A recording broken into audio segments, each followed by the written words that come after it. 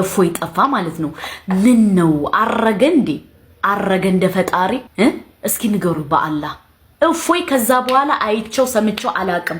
እኔ ከእፎይ ቤት ቁጥ እያልኩ ሄዳለሁ። እፎይ የለም፣ ይህን ሰሞን አልገባም። አበጣብጦ የጠፋ የቱ ጋር ስትነካ እንደሚነዝር ጠንቅቄ ያውቀዋለሁ። ጠንቅቄ ያውቀዋለሁ ማለት ነው። ተገናኝተናል፣ ተግባብተናል። ስለዚህ በደንብ አሳክተነዋል ማለት ነው። አሁን ፋይላችንን ዘግተናል፣ አጀንዳውን ለነሱ ሰጥተናል። እኛ እንቀጥላለን። አሁን እዚህ ጋር ምን መሰለህ፣ ኦኬ፣ እነኚህም ባህሪያቶች የነቢያቱን አስተምሮ ዘን የመጣኸው ነቢያት አስተምሮታል ወይ ነው? ይህን አስተምሮ ነቢያት እንደዚህ አይነት አስተምሮ ላይ አይደለም ፎከስ ያደረጉት ብዬ አምናለሁ። ምን ላይ ነው ፎከስ ያደረጉት? አንድና ብቸኛ የሆነን አምላክ በብቸኝነት ህዝቦች እንዲገዙ ከጣዖታትና ካልባሌ ነገሮች እንዲርቁ። ስለዚህ ስለ ባትና ስለ ግር አላወሩም ማለት ነው ነቢያት። ባት አምልኩ፣ ግር አምልኩ እንደዚህ ምናምን የሚል ላይ አይደለም ፎከሳቸው። ኮንሴፕቱ አይደለም። ስለዚህ አሁን አንተ በቂያማ ቀን አላህ የምታውቀው በባቱ ነው። ነቢያቶች ከመቃብር ሲነሱ ሌሎች ነቢያቶችን የተከተሉት አላህን በብረ የሚያውቁ ካለ ምን ምክንያቱም ምን አልከን አንተ ነቢያቶች አሁን ስለ እግሩ ስለ ባቱ ምናምን ነገር ፎከስ አላደረጉም፣ አላስተማሩም። እነሱ አንድ አምላክ ተገዙ የሚል ላይ ነው ፎከስ ያደረጉት አልከን። ይህንን ባት እግር ምናምን ብሎ የነገረህ ሙሐመድ ከሆነ ነቢያቶች ከመቃብር የትንሣኤ ቀን ከመቃብር ስትነሱ አላህን የምንለዩበት በባቱ ነው። ነቢያቶች ያንን በባቱ ካላስተማሩ አላህ በመጀመሪያ ይመጣና እኔ ጌታችሁ ነኝ ሲል ነው ጌታችን አይደለህም ትሉታላችሁ። ጌታችሁን በምታውቁት ሲባል በባቱ ትላላችሁ። እናንተ ባቱን ስለምታውቁ ነው። ቀደምት ሙስሊም አለ ብላችሁ ስለምታምኑ ከመሐመድ በፊት የነበሩ ደግሞ ስለ ባት ስላልተማሩ አንተም እንዳልከን እንዴት ነው በባት የሚለዩት? ያኔ እኮ እሱን በባት እንለየዋለን የሚል አስተምሮ የለም። አሁን እኮ አልተግባባንም። አለ አላህን በባት ነው የሚለዩት ነው። አላህ ይመጣል በመጀመሪያ በማታውቀው ቅርጽ፣ ከዛ ይመጣና እኔ ጌታህ ነኝ ይልሃል። አንተ ጌታችን አይደለም ብላችሁ ታባርሩታላችሁ። ከዛ ጌታችሁ በመምታቁ ስትባሉ በባቱ ትላላችሁ። ከዛ ባቱ መጥቶ ገልጦ ሲያሳያችሁ ስጁድ ትወርዳላችሁ። እንደሱ የሚል ምንድን ነው? ሀዲስ ነው ያለ፣ ሀዲስ ላይ ያለ ቡሃሪ 7439 አንዴ ክፈተ ክርስቲያን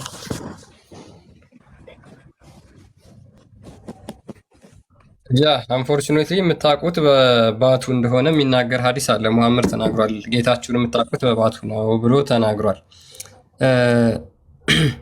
ምን ይላል መሰለ? the almighty will come to them in the shape other than the one which they saw the first time። ጌታችሁ መጀመሪያ ጊዜ ካያችሁበት ቅርጽ በተለየ ቅርጽ ሆኖ ይመጣና እንደዚህ ይላችኋል ይላል። I am your lord፣ እኔ ጌታችሁ ነኝ።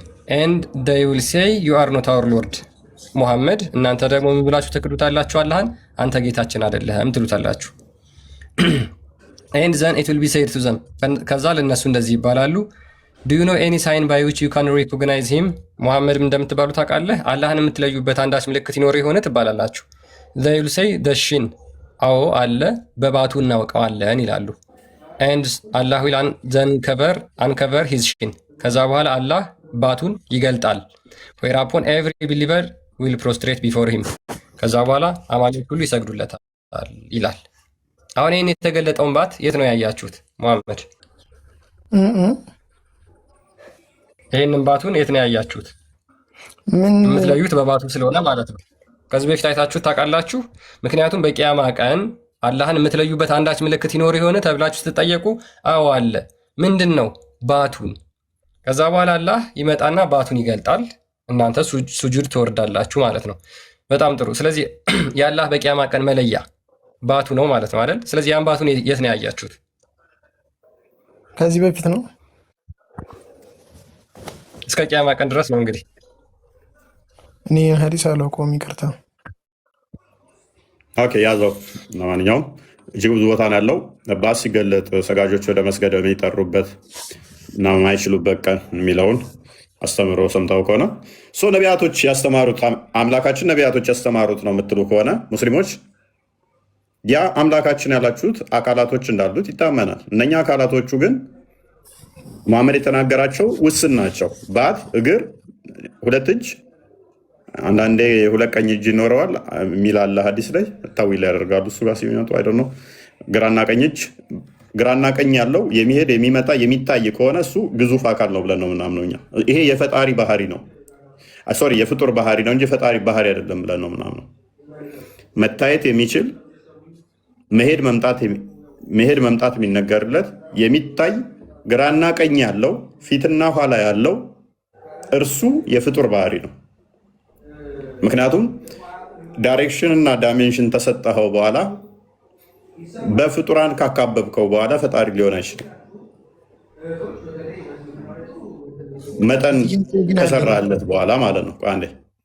ስለዚህ ይህንን በባህሪው ይሄ እንደዚህ የሆነው አካል በባህሪው እንደዚህ የሆነው አካል አሉት የተባሉት አካሉ እግር ነው፣ ባት ነው፣ እጅ ነው፣ ጣት ነው፣ ፊትና የተወሰኑ ፊት አካባቢ የሚገኙ በሰውኛ በአላህ ላይ ግን ምን ላይ እንደሚገኙ ባይታወቁም አይን እንዳለው የሚያምኑ አሉ። አይኑ ፊቱ ላይ ይገኝ እግሩ ላይ ይገኝ አይታወቅም። ይሄን ብቻ ነው ወይ ነቢያቶች ያስተማሩት?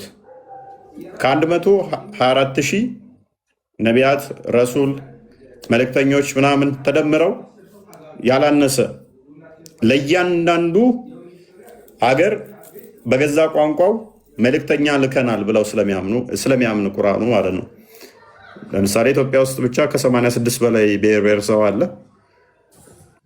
ለዚህ ሁሉ ብሔረሰብ እንግዲህ በራሱ ቋንቋ በራሱ መልእክተኛ ተልኮለታል እንደ እስልምና አስተምሮ አይደለም። ኢትዮጵያ ውስጥ ላሉ ብሔር ብሔረሰቦች እንደው እንደ ኢትዮጵያ እንኳን አንድ የተላከም የለም። አክቹዋሊ ይሄ ሁሉ መጥተው ያስተማሩት ስለ ባት ብቻ ነው ወይ? ስለ እግር ብቻ ተረከዝ ብቻ ነው ወይ? ስለ እጅና ጣት ብቻ ነው ወይ? ይሄንን ደግሞ መሐመድ የተናገረው አይደለም ወይ? እነኚህ ላይ ተዊልም ማድረግ ከእስልምና ያስወጣል።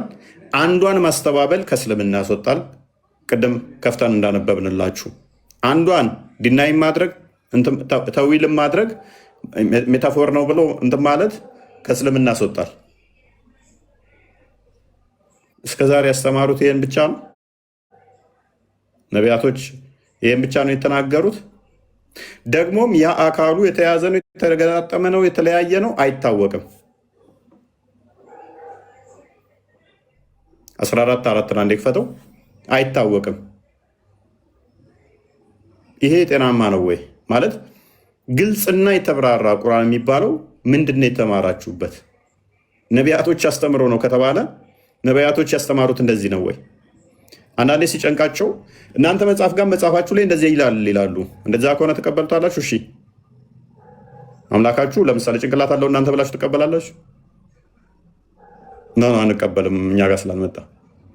ታዲያ ለምን ትጠቅሳለህ እኛ ጋር?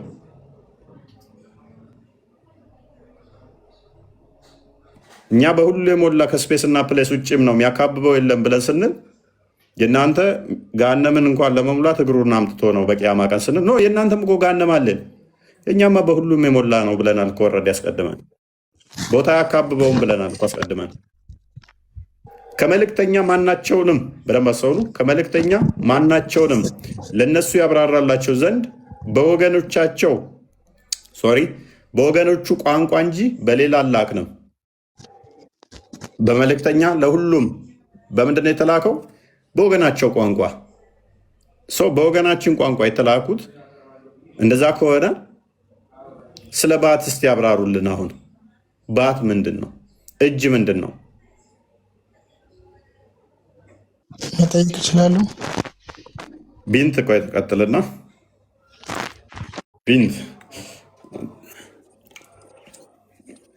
ቢንት አህመድ አለሽ? አለሁ። ሰላም፣ እንኳን ደህና መጣሽ። ሰላም ቆያችሁ። ጠይብ፣ የኔ ጥያቄ በክርስትና ላይ ነው። አንዴ ቆይ እስኪ ስለ ተውሂድ ከተውሂድ ክፍሎች አንዱ አስማው ሲፋት ነው አይደለ?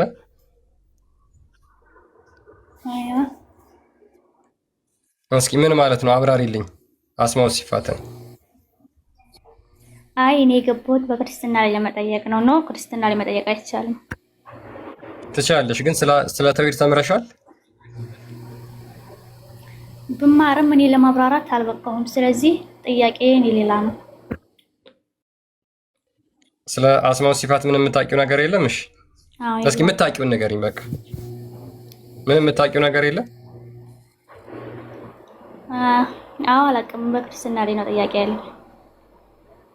ኦኬ፣ ለክርስትና ላይ ይሄን ጠይቂ ብለው ነው ጽፈው የሰጡሽ እንጂ ለዛ ስለ አስማው ሲፋት አላስተማሩሽም።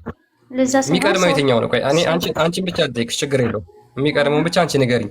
ስለ ክርስትና መጠየቅ ነው የሚቀድመው ወይስ ስለ አስማው ሲፋት ማወቅ ነው የሚቀድመው? አስማው ሲፋትማ በአላህ ስሞችና ባህሪያቶች ማመን ነው። ስለዚህ ያለ ስሞችና ባህሪያቶች እንዳሉት ማለት ነው። ስለዚህ ለራሴ የተማርኩኝ ለሰው ለማብራት ደግሞ ገና ነኝ ማለት ነው። እኔ ደግሞ ጥያቄ እነዛ ባህሪያቶቹ ምን ናቸው? ባህሪያቶቹ ምን ናቸው? አላውቅም እኔ። ኦኬ፣ የአላህ ባህሪያቶች ምን እንደሆኑ አታውቂያቸውም፣ ግን በአላህ ባህሪ ታምኛለሽ። እሱን ችግር የለውም። ያኔ አሁን ታስተናግዳላችሁ እንሰት ታስተናግዱም ጥያቄ በቃ እንደሚዩት አድርጊ። ቅድም መጀመሪያ መግቢያ ላይ እንደነገርኳችሁ ማለት ነው። ጥያቄ ካለሽ ጠይቃለሽ፣ ግን መጨረሻ ላይ ነው የምትጠይቂ፣ ምክንያቱም ከቶፒካችን ሽፍት ማድረግ ስለማንፈልግ ማለት ነው። እንዳልኳችሁ ነው። ብዙ ጊዜ ሙስሊሞች አሁን አስቸጋሪው ነገር ምንድን ነው መሰላችሁ? የሚያሸክሟችሁ ስለ ክርስትና ብቻ ነው ጥያቄ። ስለ እስልምና ስለምታመልኩት አምላክ በፍጹም አይነግሯችሁም። እስልምናችሁ ውስጥ ተሰንቅራችሁ የተቀመጣችሁበት ምክንያት ክርስትናን በጣም አታክ አድርገው አጥላልተው ስለነገሯችሁ ነው እንጂ ስለ አምላካችሁ ነግረዋቸው አላህን አውቃችሁት አላህን ወዳችሁት ምናምን አይደለም። ሉክ አላህን አውቃችሁት አይደለም፣ ስለ ክርስትና ነግረዋችሁ ነው እስልምና ውስጥ እንድትቆዩ የሚያደርጓችሁ። እና በተቻለ መጠን ሙስሊሞች ስለ አምላካችሁ ለማወቅ ሞክሩ። እስኪ ዝም ብላችሁ አስቡት። አላህ ቀኝ እጅ አለው፣ ግራ እጅ አለው፣ ጭንቅላት የለውም። ይህንን አንናገርም። ይሄ ስድብ ነው። ለአላህ ጭንቅላት አለው ማለት ስድብ ነው፣ ከእስልምና ያስወጣል። ኦኬ፣ ስለዚህ ጭንቅላት አልባ ነው። እጅ እግር አለው፣ ባት አለው፣ አንድ ባት። እግር መጥቷል፣ እግሮች የሚል መጥቷል፣ እግር የሚል መጥቷል። ያንን እግር እናምናለን እንቀበላለን ትላላችሁ። እንደዚህ ብለው ቢነግሯችሁ በእርግጠኝነት እስልምና ውስጥ አትቆዩም። ምክንያቱም ገና እየተገነባ ያለ ቤት አይታችሁት ከሆነ ኮለን አለ፣ እነዚህ ስኬሌቴን ሆኖ የምታዩት ማለት ነው። ልክ አላህም እየተገነባ ነው የሚመስለው። እየተገነባ እጅ መጥቷል፣ አይን መጥቷል፣ ፊት መጥቷል። አብዛኛው ክፍል ግን አልመጣም፣ አልተነገረም። ይህንን ደግሞ ማጽደቅ አንችልም። ያልመጣውን ያልተነገረንን ነገር እንዲህ ነው ብለን መናገር አንችልም።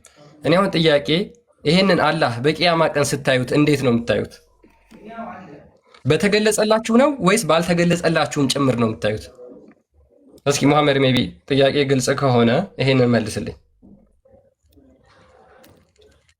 አላህን በቂያማ ቀን የምታዩት በተገለጸላችሁ አካል ቁርአንና ሐዲስ ላይ በመጣው አካል ብቻ ነው ወይንስ ከቁርአንና ከሐዲስ ውጪ ያሉት ባህሪያቶችንም ጭምር ነው? እሱ ራሱን በሚገልጽልን መንገድ መሰለኝ። ራሱን የሚገልጽላችሁ ቁርአንና ሐዲስ ውስጥ ባለው ኦኬ ገስት ለቆኛል አይደለ? ግን አልመጣልኝም እኔ ጋር። እኔ ግን የምለው በዚህ ርዕስ ዙሪያ ያለኝ ጥያቄ በክርስትና እግዚአብሔር ልክ አካል እንዳለው የሚገልጹ ጥቅሶች የሉም? መጽሐፍ ቅዱስ አስተምህሮቶች የሉም? ለማወቅ መሐመድ አሁን ይሄን ቃላቶቹ መነገራቸው አይደለም። ቃላቶቹ አሉ አይገናኙም። የኛና የናንተ ማለት እንዴት መሐመድ ምን አለ መሰለ፣ እኔ ከሌሎቹ ነቢያቶች የምንለይበት እኔ ግልጽ ተናጋሪ ነኝ አንድም ብሏል። ከዘቡር 200 እጥፍ የኔ ግልጽ ነው ብሏል። ከወንጌል ደግሞ 7 እጥፍ የኔ ግልጽ ነው ብሏል። ቁርአን ለዛ ነው ግልጽና የተብራራ ነው የሚለው። ደጋግሞ ግልጽ ነው ይላል አይደል? ምን እያልኩ ነው ኦቨርኦል? ስለዚህ እያንዳንዱ እናንተ ጋር የመጣው ግልጽ የሆነ ነው። እነኛዎቹ ማብራሪያ እንደሚያስፈልጋቸው መሐመድ ራሱ ተናግሯል እልህ ነው። 200 እጥፍ የኔ ግልጽ ነው ከዛኛው ከተባለ አንተ ማሰብ ነው። ከዛ በኋላ ሙሐመድ ያስተማረው 200 እጥፍ ግልጽ ከሆነ እነኛ ወደኋላ 200 ያህል መብራራት የሚያስፈልጋቸው አሉ ማለት ነው። ስለዚህ እኛ ጋር አካላት እንደው ቢመጣ ብታገኛቸው አንድም ከመገለጽ አንጻር የተነገሩ ናቸው፣ አንድም ይተረጎማል። በግብረ አካል የተገለጹ ናቸው። በግብረ አካል የተገለጹ ናቸው። ለምሳሌ ጥቀስ እስኪ። ለምሳሌ መዝሙረ ዳዊት 34:15 ላይ የእግዚአብሔር ዓይኖች ወደ ጻድቃን ናቸው ጆሮዎችም ወደ ጩኸታቸው የሚል ጥቅስ አለ ይመስለኛል። ስለዚህ የእግዚአብሔር ዓይኖች ወደ ጻድቃን ናቸው ጩኸታቸውን ይሰማሉ እንዲህ ቢል አንደኛ ሰሚ መሆኑን ተመልካች መሆኑን እንጂ የሆኑ አካባቢ ላይ ዓይኑን የሚያዞር የሆነ አካባቢ ላይ ማዞር ማለት አይደለም። ምክንያቱም እርሱ በሁሉ የሞላ ስለሆነ በሁሉ ያለ ስለሆነ ይሰማችኋል፣ ያደምጣችኋል። ግብረ አካላት ይባላል። ይሄ ግብረ አካል ማለት ምን ማለት መሰለ? አካሉ አለ አይደለ? አካልህ አለ። የዓይን አካል ምንድን ነው? የዓይን ግብሯ ምንድን ነው? ማየት ነው አይደለ? መመልከታ። ስለዚህ በግብረ አካል ተገልጿል ስንል እግዚአብሔር ተመልካች ነው ለማለት በግብር አካል ተገልጿል ብለን እናምናለን። ምክንያቱም መጽሐፍ ቅዱስ እኛ እንደ ቁርአን ቃል በቃል አላህ ለጅብሪል ከዛ ጅብሪል ለሙሐመድ ነገረው እንደምትሉት እኛ እንደዛ እናምነው። መጽሐፍ ቅዱስ በሰውኛ ለሰዎች የተጻፈ ነው እንድንግባባበት፣ እንድንመራበት። ስለዚህ ያንን በግብረ አካል የተገለጸውን ጽፈውልናል። ይመለከታል፣ ይሰማል ለማለት እንጂ ጻድቃን የሆኑ ቦታዎች ኖረው የሆኑ ቦታ ሳይኖሩ አይደለም። በሁሉ የሞሉ በሁሉ ቦታ ላይ ጻድቃኖች አሉ። በሁሉ ይመለከታቸዋል፣ ያያቸዋል፣ ይጠብቃቸዋል፣ ይሰማቸዋል ለማለት ነው። ስለዚህ በግብረ አካላት ተገልጿል ብለን እናምናለን። ምክንያቱም እሱ መንፈስ ነው እንጂ በፓርቶች የሚያይ የሚሰማ አይደለም። ሆሊ ይሰማል፣ ሆሊ ይመለከታል ብለን ነው የምናምነው። አገኘኝ መሐመድ ሚዩት ነህ። ያ ምንድነው እነሱ ጋር ትልቁ ነገር ያለው ማየት ዓይን አለው ማለት ያስችላል፣ ለመስማት ጆሮ አለው። በክፍለ አካላት ጥገኛ ነው ብለን አናምነው። እነዛ ከሆኑ የፓርት ጥገኛ ነው ማለት ምን ያመጣባል መሰለ? እነኛ ፓርቲሽኖቹ ጥገኛ ከሆነ እሱን ያስገኙት እራሱ እነኛ ናቸው ማለት ነው። ምክንያቱም የእነኛ ጥገኛ ነው ማለት ነው። ሆሉ የኢች የእንትኖቹ የፓርቶቹ ጥገኛ ነው ማለት ነው። እኔ አሁን የዓይኔ ጥገኛ ነኝ ለማየት ማለት ነው። እኔ ዓይኔ ጥገኛ ነኝ።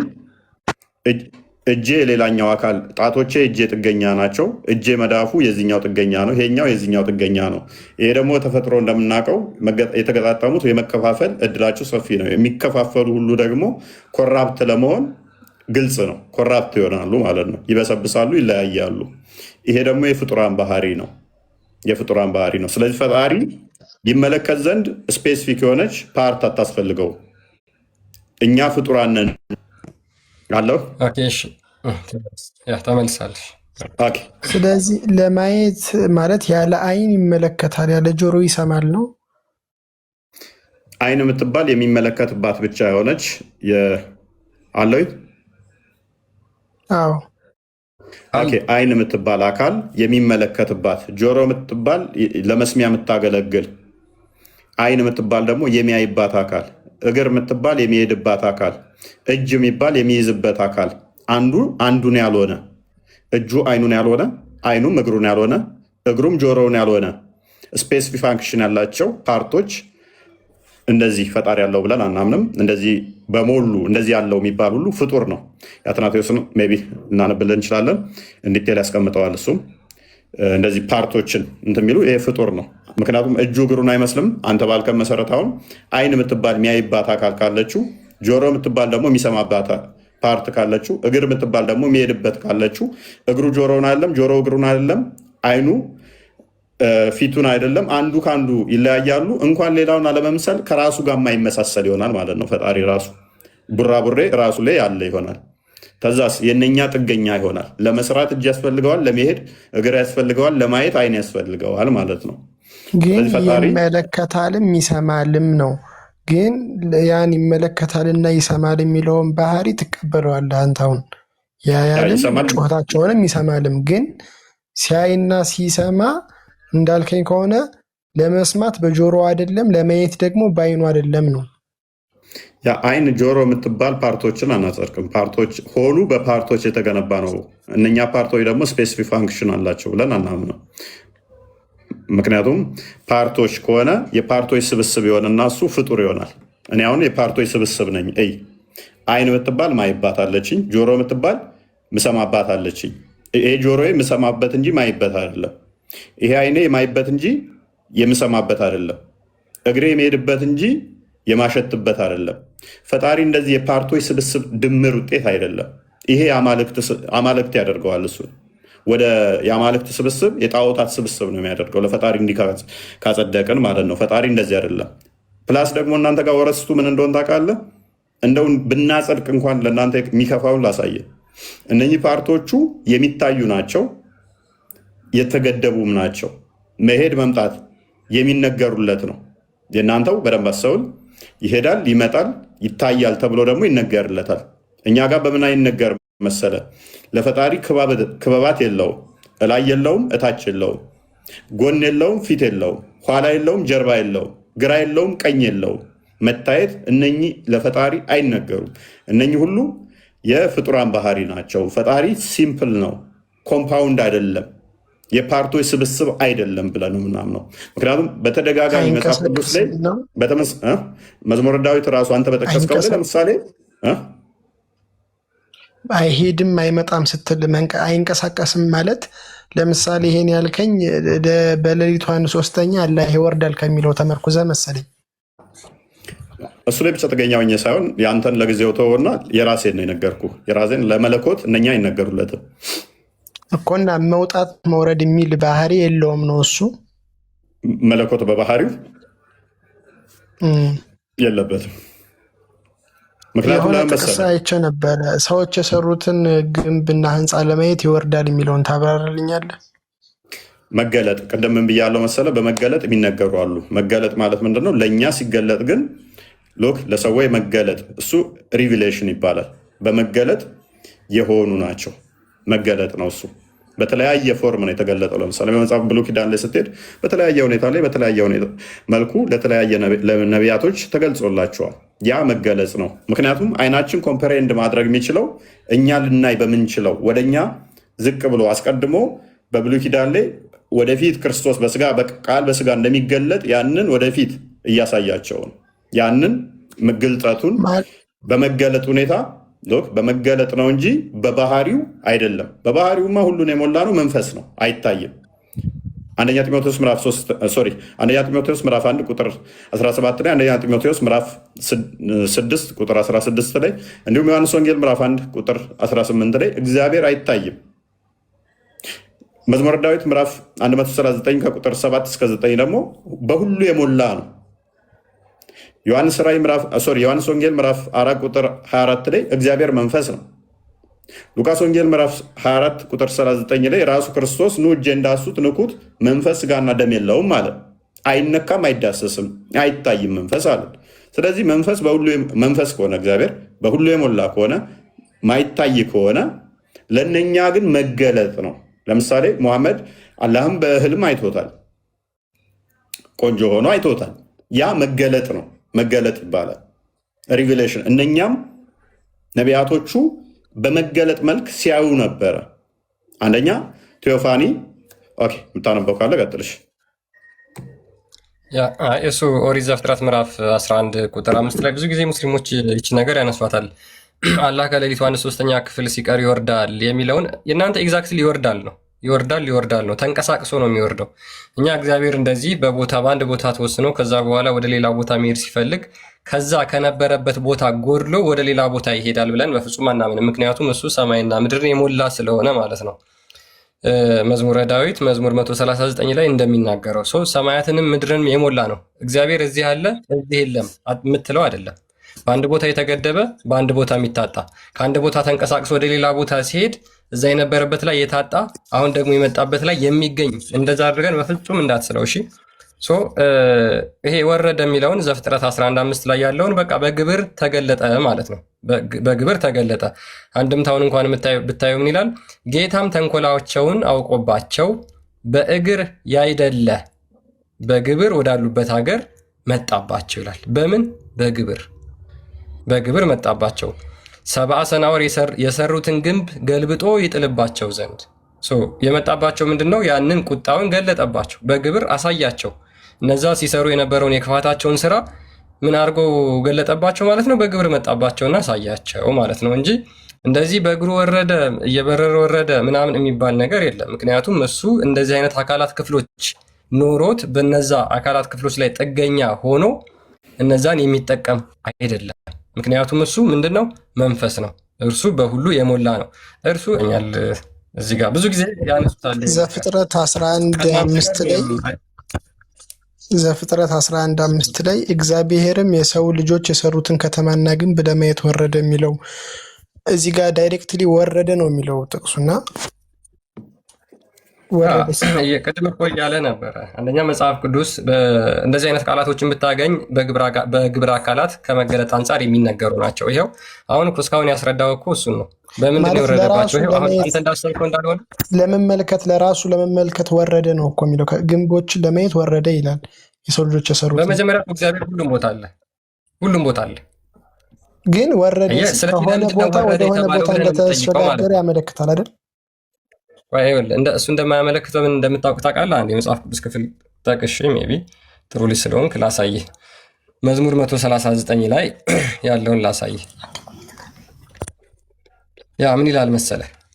ከመንፈስህ ወዴት እሄዳለሁ? ከፊትህስ ወዴት እሸሻለሁ?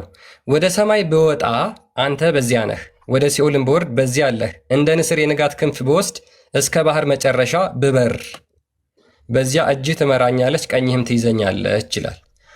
ስለዚህ እግዚአብሔር አምላክ በሁሉ የሞላ ነው። በሰማይም አለ በምድርም አለ ማለት ነው።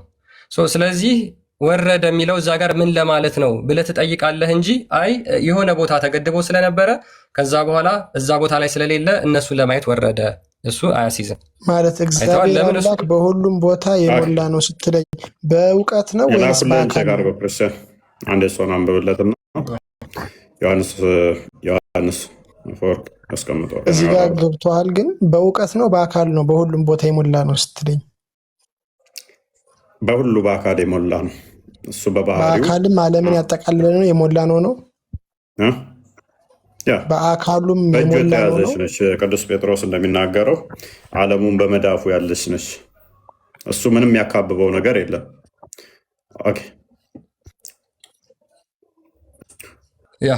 for had they seen the very nature, they would not have beheld it under different forms, since that is simple, without form or part or boundary lines. ምንድነው ማለት ነው? ፈጣሪ ሲምፕል ነው። ሲምፕል ነው ማለት እነዚህ የአካላት ውጤት የአካላት ድምር አይደለም፣ ፎርምም ያለው ቅርጽም ያለው አይደለም ይላል። አየህ፣ አሁን እናንተ ጋር አላህ ቅርጽ አለው።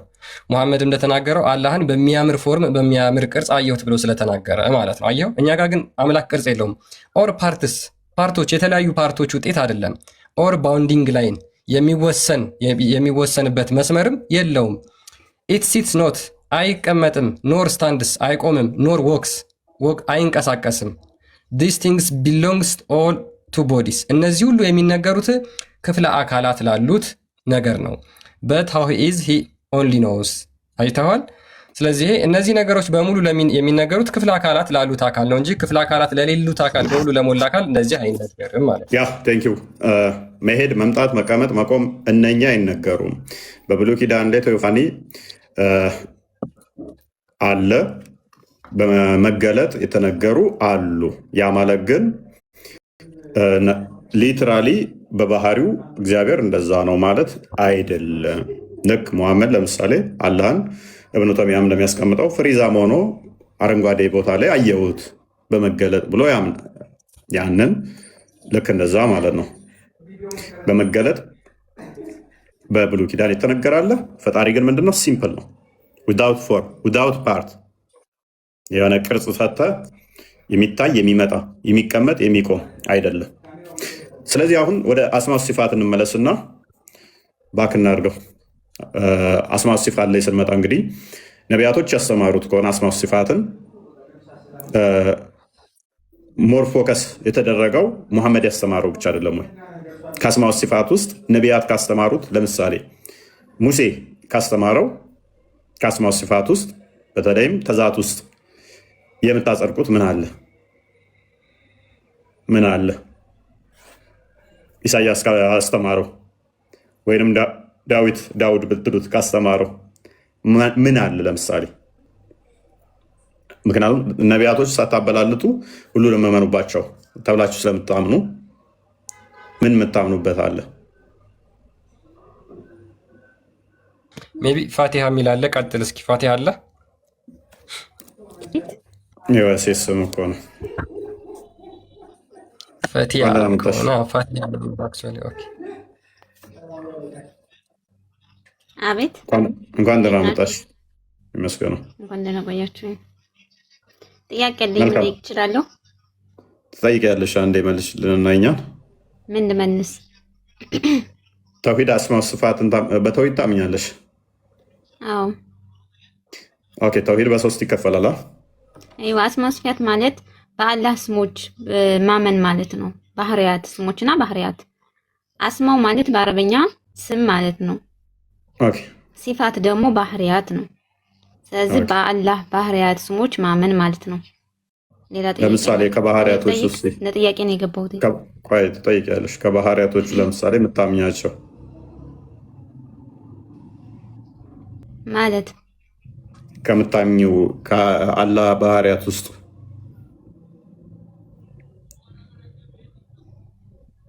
አላህ ለምሳሌ አንድ ፈጣሪ አለ። እሱማ ተውሂድ ሩቢያ ውስጥ ነው። ከአስማው ሲፋት ውስጥ ለምሳሌ መሄድ፣ መምጣት እነኝን ታጸድቂያለሽ? አላህ እግር እንዳለው እጅ እንዳለው። እሺ፣ ስለዚህ መናገር እችላለሁ። አላህ እግር አለው፣ አላህ እጅ አለው ሲባል አንድ ጥያቄ ስትጠይቁ ያ ጥያቄ ወደ እናንተ እንደሚመጣ ማሰብ አለባችሁ። ለምሳሌ እግዚአብሔር እግር እንዳለው ተናግሯል። እግዚአብሔር 7 አይን እንዳለው አለ አይደለ? መጽሐፍ ቅዱሳችሁ ላይ። እሺ። ስለዚህ እናንተ ለምሳሌ አላህ Subhanahu Ta'ala እጅ አለኝ ሲል የሰው አይነት እጅ አለኝ ማለት አይደለም። በምሳሌ አድርጌ ላስረዳህ። ጠይቅ። ለምሳሌ በሀገር እንሄድና የሆነ ሀገር ላይ የኢትዮጵያ እጅ አለበት ሲባል ኢትዮጵያ እጇን ዘርግታ ማለት ነው? ኖ፣ የኢትዮጵያ እጅ አለበት ሲባል ስራዋ ነው አይደል? ስራዋን ነው የሚገልጸው። ገባ? ስለዚህ አላህ እጅ አለው አላህ Subhanahu Ta'ala እኔ በእጆቼ ፈጠርኩ ሲል ስራውን ኃያልነቱን ለመግለጽ እንጂ እኔ እንደናንተ እጅ አለኝ ማለት አይደለም። አላህ ባት አለው ስትልም ሰምቻለሁ። እንደዛ ሲባል ደግሞ አላህ Subhanahu Ta'ala እንደኛ ባት እንደ ሰው አላህ ምንም ሰው አይመስልም፣ ከፍጡራን ጋር ይገናኛል። አላህ Subhanahu Ta'ala እኔ ባት አለኝ ብሎ ሲናገር የጭንቁን ቀን የዛን የምናይበትን የጭንቁን ቀን ለመግለጽ ነው። በአረበኛ የፍልስጤማዊ በዛ ስለተተረጎመ እንጂ ቀጥታ ባት ማለት ባት አይደለም። አላህ ምክንያቱም እኛን አይመስልም። በሱረቱ ሹራ አንቀጽ 11 ላይ ተናግሯል። ምኑም እኛን ፍጥረታትን አይመስልም። ይሄን ለማለት ነው። እጅ ያለው ሲባል እጅ ያለው ማለት አይደለም፣ የሰው አይነት እጅ ማለት ነው። የራሱንስ የሚመስል አይነት እጅ ያለው ነገርኩህ። ገብቶሃል? በደንብ ተረድተኸኛል። እንትን ወደ ሌላ ወይም ላለመረዳት እየፈለጋችሁ ነው እንጂ ነገርኩኝ። አንድ የቀድሙን በአላህ ባህሪያት ላይ ማስተባበል የሚለውን አንዴ ክፈትልኝ። ክርስቲያን ቀጥታ ከእስልምና ወጥተሻል። ምክንያቱም ዋብያ ትመስኛለሽ። ለምንድን ነው የምወጣው? እኔ እኮ አላህ እጅ የለውም አላልኩም። እጅ አለኝ ሲል የራሱ እንደኛ አይነት እጅ አለኝ ማለቱ ሳይሆን ስራውን ኃያልነቱን ለመግለጽ ነው እኮ። ገብተሽ ተዊል አደረግሽ። ቆይ አዳምጪ። ተዊል አደረግሽ እኮ ተረጎምሽው። የአባሾችን አቂዳ ነው ያልሽው። አሁን ዋብያን ትመስኛለሽ ፕሮፋይልሽ እንደሚታየው። ያነሳሹ ግን የአባሾችን አቂዳ ነው። እነሱ ተዊል ያደርጋሉ። እጅ ሲባል እጅ አሁን ለምሳሌ አንቺ አንድ ሙስሊም ነን። ኦኬ፣ እናየዋለን። መጽሐፍቶችሽ እንደዛ ይላሉ። አንድ ሙስሊም ናቸው፣ እነሱ ሙስሊም ናቸው። አባሾቹ ሙስሊም ናቸው። ሙስሊም አንድ ሙስሊም ነው። አህባሽ ሰለፊ ሁሉም በአላህ ነው የሚያምን። መልካም፣ ሁሉም በአላህ የሚያምን ነው ብላለች። የእነሱ አላህ እጅ እግር የለውም። እስቲ እናያለን። ለማንኛውም አንብብላት፣ እሱን ላሳይሻል። ቀላል ቀጥል ክርስቲያን። ሌላ አንብብላትና ቆይ እናሳያታለን። ችግር የለውም። ኦኬ፣ ምን ይላል መሰለሽ? አንቺ ሼክ ብለሽ የምትከታዩ የአብዱል ወሃብ መጽሐፍ ወደ አማርኛ ተርጉሞ ማለት ነው። የአላህ ስሞችንና ባህሪያትን መካድ። አንቺ አሁን ምን የሚባል የለውም ብለሻል፣ እጅ የሚባል እንደዚህ የለውም ብለሻል። ለምን ወደ ሌላ ተቀይራላችሁ? እኔ እንደዛ ነው ያልኩት። አላህ እጅ አለው፣ ግን እጅ ያለበትን ባህሪያቱን እየገለጽኩልህ ነው፣ እያስረዳሁህ ነው እኮ። ስለዚህ ያ ባህሪው እጅ አለው ማለት ነው አይደል? የራሱ የሆነ እጅ አለው ወይስ የለውም ነው ብለሽ የምታምኚው አንቺ? ምክንያቱም መጀመሪያ አለኝ ሲል አላህ ሱብሃነሁ ወተዓላ ፍጥረታን እንደማይመስል ተናግሯል። እጅ አለው ማለት አላህ ከፍጡር ጋር እናንተ ከፍጡር ጋር እየመሰሰላችሁ ከምን ጋር አነጻጸርሽው መሰለሽ? ኢትዮጵያ እጆቿን ወደ ምናምን ትዘረጋለች ሲባል አልሽ እጅ የሚባል ነገር ኑሯት የምትዘረጋው አይደለም። ልክ ያላህም እንደዛ ነው ብለሻል ወይስ አላልሽ? ትክክል። አላህ ሱብሃነሁ ወተዓላ ለመግለጽ የፈለገው እኔ እጅ አለኝ እንደናንተ እጅ አለኝ ማለት ሳይሆን ስራውን ኃያልነቱን ለመግለጽ ነው። ኦኬ። ስለዚህ ኢትዮጵያ እጅ አላት ሲባል ስራዋ ነው እንጂ እጅ አላህም አካል የለውም። አካል እንደዚህ እጅ አለኝ ሲል ሲተረጉም ሲተነተን ባህሪውን ለመግለጽ እንጂ እጅ ትክክል ነው እጅ አለኝ ብሎ ተናግሯል። ያ ማለት እንደኛ እንደራን እጅ አይደለም። ያ ግን እጅ የለውም እጅ አለኝ ግን ተብሏል። ስለዚህ ተረጎማል። ወደ ጥያቄ ልሂድ። አንዴ እንሂዳ። ቆይ እናሳይሽ፣ ከእስልምና እንዴት እንደወጣሽ እናሳይሽ። አንተ ስለተፈለገ ከአላህ ስሞችና ባህሪያት አንዱንም አለመቀበል ከኢስላም ውጭ ያደርጋል። እንኳን ደስ አለሽ፣ ከእስልምና ወጥተሻል። አንዱንም አልካድኩም። ኦኬ አንዴ እንትኑስ ግባና በቀላል መልኩ የተዘጋጀውን የእንትናን የአብዱልአዚዝ ቢን አህመድ እሱን አንዴ ከፈተው።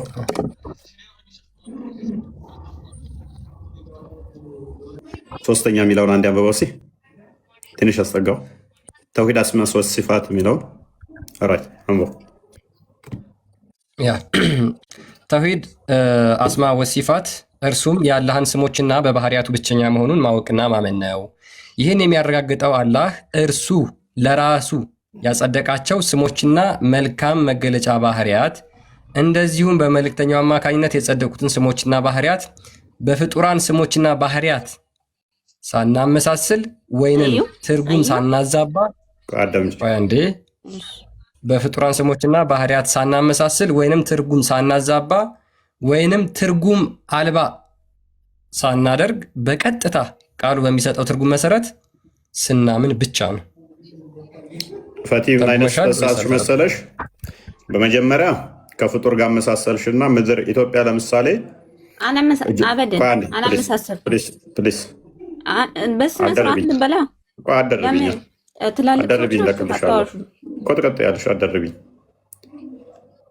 መጀመሪያ ከኢትዮጵያ ጋር የኢትዮጵያ እንደዚህ ቢባል እንደዚህ እጅ አላ ማለት አይደለም አልሽ። አንድ ስህተት ነው ማለት አልነበረብሽም። ሁለተኛ እነኛ ባህሪያቱ ላላ የጸደቀውን በቀጥታ መቀበል ነው ይላል ክፍሉ። አንቺ ግን እጅ ሲባል እንደዚህ ለማለት እንጂ እጅ የለውም አልሽ። ቃሉ የሚለውን በቀጥታ መቀበል ነው ይላል አይደለ? ሳንተረጉም ምን ሳንል አዎ አለው ቃሉ የቃሉን ቀጥታ ትርጉም ነው የምንወስደው ይላል። እጅ አለው ተብሏል፣ እጅ አለው ነው። አንቺ ግን ሌላ ኢንተርፕሬቴሽን ውስጥ ገባሽ፣ ሌላ ትርጓሜ ውስጥ። ስለዚህ ይህን እንዴት ያወርድሽ? ጥያቄ እንደቀጥል ቆይ ትጠይቂያለሽ። እዚህ ጋር እንደተሳሳትሽ ገባሽ። አንተ ወላሂ አልተሳሳትኩም። ምክንያቱም ነገርኩህ። አንተ ለምሳሌ የተጻፈው እጅ ያለው ስላለ አላህ ሱብሃነሁ ወተዓላ አትካዱ ብሏል አልካ። አቂዳችሁን እኮ ስለማታውቁት ነው። አቂዳችሁን ስለማታውቁት ከፍረሻል። ከእስልምና ወጥተሻል። ከዋብያ አቂዳ ወጥተሻል። ቀጥላ እንዴ ያ ወጥተሻል፣ በደንብ ወጥተሻል። ሻሃዳ ሄደሽ መያዝ አለብሽ እህታችን። ወይ ይሄን ቪዲዮ ደግሞ ማስረጃ እንዲሆንሽ በደንብ አዳምጪ። ይሄ እንትንሽ ነው፣ ኡስታዝሽ ነው። አዳምጪው አንዴ። አላህ እጆች አሉት፣ አላህ እግር አለው፣ ተረከዝ አለው፣ ጣቶች አሉት። ታምኛለሽ? ይሄንን ይጨርሳ ቪዲዮ መጀመሪያ ይጨርስ ምን እንዳለ። ወይ እንደዚሁ አሁን እንደተናገረው ታምኛለሽ? በትክክል ሁሉንም እቀበላለሁ፣ ግን አገላለጽ አለው። ያንን ሲል አሁን ይሄ ኡስታዙ አብራ መጽሐፉ ላይ እኮ ይኸውልሽ ያለምንም አገላለጽ ነው መቀበል ያለብሽ። አንተ እንዴ ግለጭ የሚል ተቀምጧል እኮ ቁርአን ላይ ተገለጽሽማ። ተዊል ማድረግ ይቻላል ያላህን እጅ። ወይ ፈጣሪ እየተረዳኸኝ አይደለም። ለምሳሌ እኔ አልካድኩም፣ ገባ? ችግር የለውም። ተዊል ማድረግ ይቻላል ወይስ አይቻልም? ተዊል ማድረግ ይቻላል። ለምሳሌ አላህ እጅ አለው ሲባል ተዊል ማድረግ በምሳሌ መናገር ይቻላል። ላስጨርስልሽ ለማለት አላህ ብቻ አላህ ይሰማል። ወንድ እፎይ የሚለውን ግን አንሰማም። አህባሽና እፎይ ወንድምና እህት ናችሁና ማለት ነው። አየሽ፣ ቅድም ከአህባሾች ጋር አንድ ነን ብለሽ ነበር አይደል? ይሄ ግን እፎይን አህባሾች የእፎይ ናቸው ነው ያለው እንጂ ወሃቢያና አህባሽ አንድ ናቸው አላለም። አላህ እጆች አሉት፣ አላህ እግር አለው፣ ተረከዝ አለው፣ ጣቶች አሉት፣ አላህ አይኖች አሉት፣ አላህ ይሰማል፣ መስሚያዎች አሉት። አላህ አካል ሰጣችሁ፣ እኛ አይደለም የሰጠነው። አላህ ለራሱ ያጸ በጣም ጥሩ። አላህ እግር የሚባል አካል እንዳለው ታምኛለሽ? ሁሉንም እቀበላለሁ። ቁርአን ላይ አላህ የጠቀሳቸውን በሙሉ ቅድም አካል የለውም ብለሽ ነበር እኮ ፈቲ። ልነግርህ ነው። እቀበላለሁ፣ ግን አላህ ከፍጡራን ጋር አይመሳሰልም። ልክ እግር አለው ስል እንደኔ እግር አለው አልልም። እኔ እንደሱ የሆነ አካል አለው ወይ ብለሽ ታምኛለሽ ወይ ብዬሽ አላምንም ብለሽ ነበር። አንተ እኮ እንደሱ ስትል እኮ የሆነ ግዑዝ አደረከው እኮ። እንደሱ ስትል እኮ የራሱ ተፈጥሯል። አቂዳሽን ቀየርሽ ፈቲ፣ ይመችሽ። እሺ አሁን ደግሞ ቀየረች በደቂቃ ውስጥ። በጭራሽ ወደ የሚታይ ከሆነ ግዑዝ እኮ ነው። ለዛ ነው አሁን አካል ካልሽ ያ የሚታይ ነው ማለት ነው። የሚታይ ከሆነ ቦታ የሚይዝ ከሆነ ቦታ ይዛል ብለናል እኛ። ቦታ ይዛል ብለን ነው የምናምነው? አናምንም። የት ነው ያለው? አዎ ገሃነም ውስጥ አርሽ በላይ። ኦኬ ከሌሊቱ 1/3ኛስ? በትክክል ከሌሊቱ 1/3ኛ ይወርዳል ሲባል አላህ ሱብሃነሁ ወተዓላ ይወርዳል ሲባል እራሱ አካሉ ይወርዳል ማለትም አይደለም። ከ1/3ኛ ላይ ሌሊት ይወርዳል ሲል የኡመቶቹን የባሪያዎቹን ዱዓ ለመቀበል ይወርዳል እንጂ ይወርዳል ማለት አካሉ አይደለም። ዱዓቸውን ይቀበላል ማለት ነው። ጀግና እና አቂዳቸውን ጠንቅቀው አለማወቃቸው ለዚህ ዳርጓቸዋል። ምንም ያውቁት ነገር የለም። ፈዲ አሁንም ስተሻል፣ ደግመሽ አሁንም ስተሻል አይደለም አልኩ። እንትን መጽሐፍ ቅዱስን እንደ አዲስ እንትን ብሎ የሚያስተምር ልጅ ነው ፕሮፋይል ያደረኩልሽ። ያስተምራችኋል። ቁጭ አድርጎ ማስተካከል ትችያለሽ። አሁን አቂዳሽን ማለት የተናገርሽውን ማስተካከል ትችያለሽ። እየተነተንኩልህ ነው። አንተ ክርክር ነው ያስከው ወይም የሆነ በእንትን በጩኸት ያሸነፍከኝ እየመሰለህ ነው። ገባ? እኔ እያስረዳሁህ ነው። እየጮኩ አይደለም። አንቺ ይኸውልሽ እዛ የሚጮህበት ቤት ቆይተሽ ስለመጣሽ እኔ ተረጋግቼ ስላወራው ያ እያቃጨለብሽ ነው የነበርሽበት ቤት። ለዛ ነው እኔ በጣም ተረጋግቼ ነው እያወራ ያለሁት በነገራችን ላይ። እሺ ችግር የለውም። ለመጨረሻ ጊዜ ልጠይቅሽ፣ የሚታይ አካል አለው ብለሽ ታምኛለሽ ወይስ አታምኚም? የሚታይ አካል አላህ እንዴት ይታያል? ፍጡር አይደለም እኮ። ከእስልምና ወጥተሻል። 10 ጊዜ ነው ዛሬ ወጣችሁ። አንተ ስላልክ አልወጣም አልኩህ እኮ። አላህ ይታያል ልትል ነው? አላህ ፍጡር ነው? እንደዛ ነው እኮ እያልክ ላሳይሽ። አንዴ ቆይ። አይ አስቸጋሪ። ይሄን ጠይቁ እስኪ። አሁን ሂጂና ፕሮፋይል ያደረግሽውን ልጅ እስኪ አላህ ይታያል ብለሽ ጠይቅ። ይሄንን ላንብብልሽ። እኔ ግን እስከዛ ይሄን ላንብብልሽ። ክርስቲያን እየዋሸ ነው ወይ? እንደዚህ የሚል ሀዲስ አለ። አላህን እናየዋለን። ቆይ አንድ አካል የሚታይ ከሆነ ፍጡር ነው ብለሽ ነው የምታምኚው?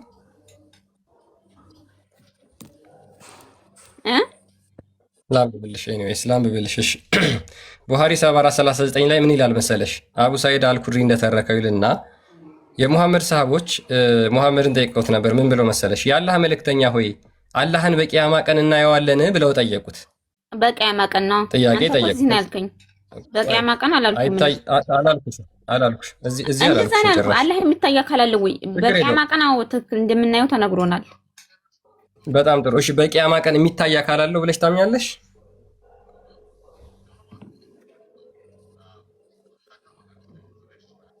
ጎ ሄድ። ምን በየትም እኮ ብትይ ያው ነው። በነገራችን ላይ እንደው ዝም ብሎ ድርቀት ስለሆነ ነው እንጂ የጊዜ ጉዳይ ነው። ፈጣሪ ደግሞ በጊዜ ውስጥ ባህሪው የሚቀያየር አይደለም። በነገራችን ላይ አሁን አለመታየት የሚችል ሆኖ በኋላ መታየት የሚችል ባህሪውን ቀይሮ አይደለም። አሁን ሰሙር ትላለ ስለተደበቀ ነው እንጂ አሁን አለመታየት የሚችል ሆኖ ግራስፕ መደረግ የማይችል ሆኖ ሳይሆን የሆነ የተደበቀ በሆነ ቦታ የተደበቀ የተሸፈነ ስለሆነ ነው። ከኛ የተለየ ስለሆነ ነው እንጂ ባህሪውን ስለሚቀይር አይደለም። አሁን መታየት ባህሪው ነው። በቂያማም ቀን መታየት ባህሪው ነው። እዚህ ላይ አለሽ ጥያቄ ጠይቅ እናገራለሁ አይደለ? እናንተ ምን ትላላችሁ?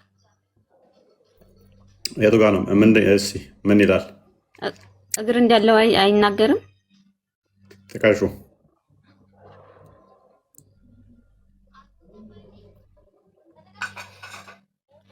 ሌላም ጥያቄ አለኝ። ኦኬ። እና ምን ሆነ? እግር የሚናገር ብታገኝ ምን ሆነ? እኛ ይተረጎማል አልንሽ እኮ። ለምሳሌ ምድር የእግሬ መረገጫ ነች ይላል። ስለዚህ የእግዚአብሔር ረግጧት እዚህ ጋር እያየን ነው። እግሩን እንደዚህ የሚረገጥ ነገር ነው እኮ። እኛም ጋር እንደዛ ነው። በምን ተረጉምታላችሁ? ግዛት የሰር ነች ማለት ነው። በእኔ ግዛት በእኔ ቁጥጥር ነች ማለት ነው። አንቺ በእኔ ግድር ስር ነች። እጅ አለኝ ሲል ፈጠርኩት ለማለት ነው። አደረቢ በእኔ ግር ስር ነሽ ብለሽ የሆነ ምን ማለት ነው? አንቺ እኔ ቁጥጥር ስር ነሽ ማለት ነው። ከኔ አታመልጪም፣ ከኔ ግዛት አታልፊም ማለት ነው። አላህም ፈጠርኩ ማለት ነው በደቂቃ ውስጥ። አሁንም ደግሞ ካደች። ቅድም አለው ብያለው ብላ ነበር የውስታዙ ሲመጣ። አይዶን ነው እንዴት እንደሆነ የምትከተሉት አንዳንዴ ተጽዕኖ ያደርግባችኋል። በሰል ያለ ውስታዞችን ተከታታይና ፈቲ ሪከመንድ ማደርግሽ ከስሜት ውጭና ተለቅ ያሉ ውስታዞችን በዚህ ጉዳይ ላይ አሁን ባወራ ነው ላይ የቲክቶክ ላይ ወርወር የሚሉትን ታያቸው፣ ጠይቂ። አሁን ያልሽው እንዳለ ከእስልምና ያስወጣሻል። አሁን የተናገርሽው እንኳን የምሬን ነው። ሌሎች ካሉ አስገባ። ክርስቲያን ጥያቄ አለኝ። ሌላ የእግሩ ተመለሳልሽ እህታችን። ያው እግር ሲባል ልክ እንዳላህ ምናምን አይደለም። እሺ ኢሳይያስ 66:1 ላይ ይናገራል። ማለት ሰማይ ዙፋኔ ነው፣ ምድር የእግሬ መረገጫ ነው ይላል። ይህ ማለት ምድርን በእግሩ ይረግጣታል። ምድርን ለመርገጥ የሚበቃ ትልቅ እግር አለው ምናምን ብለሽ በአእምሮሽ እንዳትስይ። እሺ እናት፣ ምንድነው በአጭሩ በምድር ውስጥ ያለው የትኛውን ፍጥረት ላይ ፍጹም የበላይ መሆኑን፣ ስልጣን የሱ መሆኑን፣ ስልጣንና የበላይነት እንዳለው፣ ምድር በሱ ቁጥጥር ስር መሆኗን ለማሳየት የተጠቀሰ አገላለጽ ነው። እሺ ፈጣሪ ከሆነ አምላኬ ለምን ተውከኝ ለምን አለ? ማንን ነው ያለው?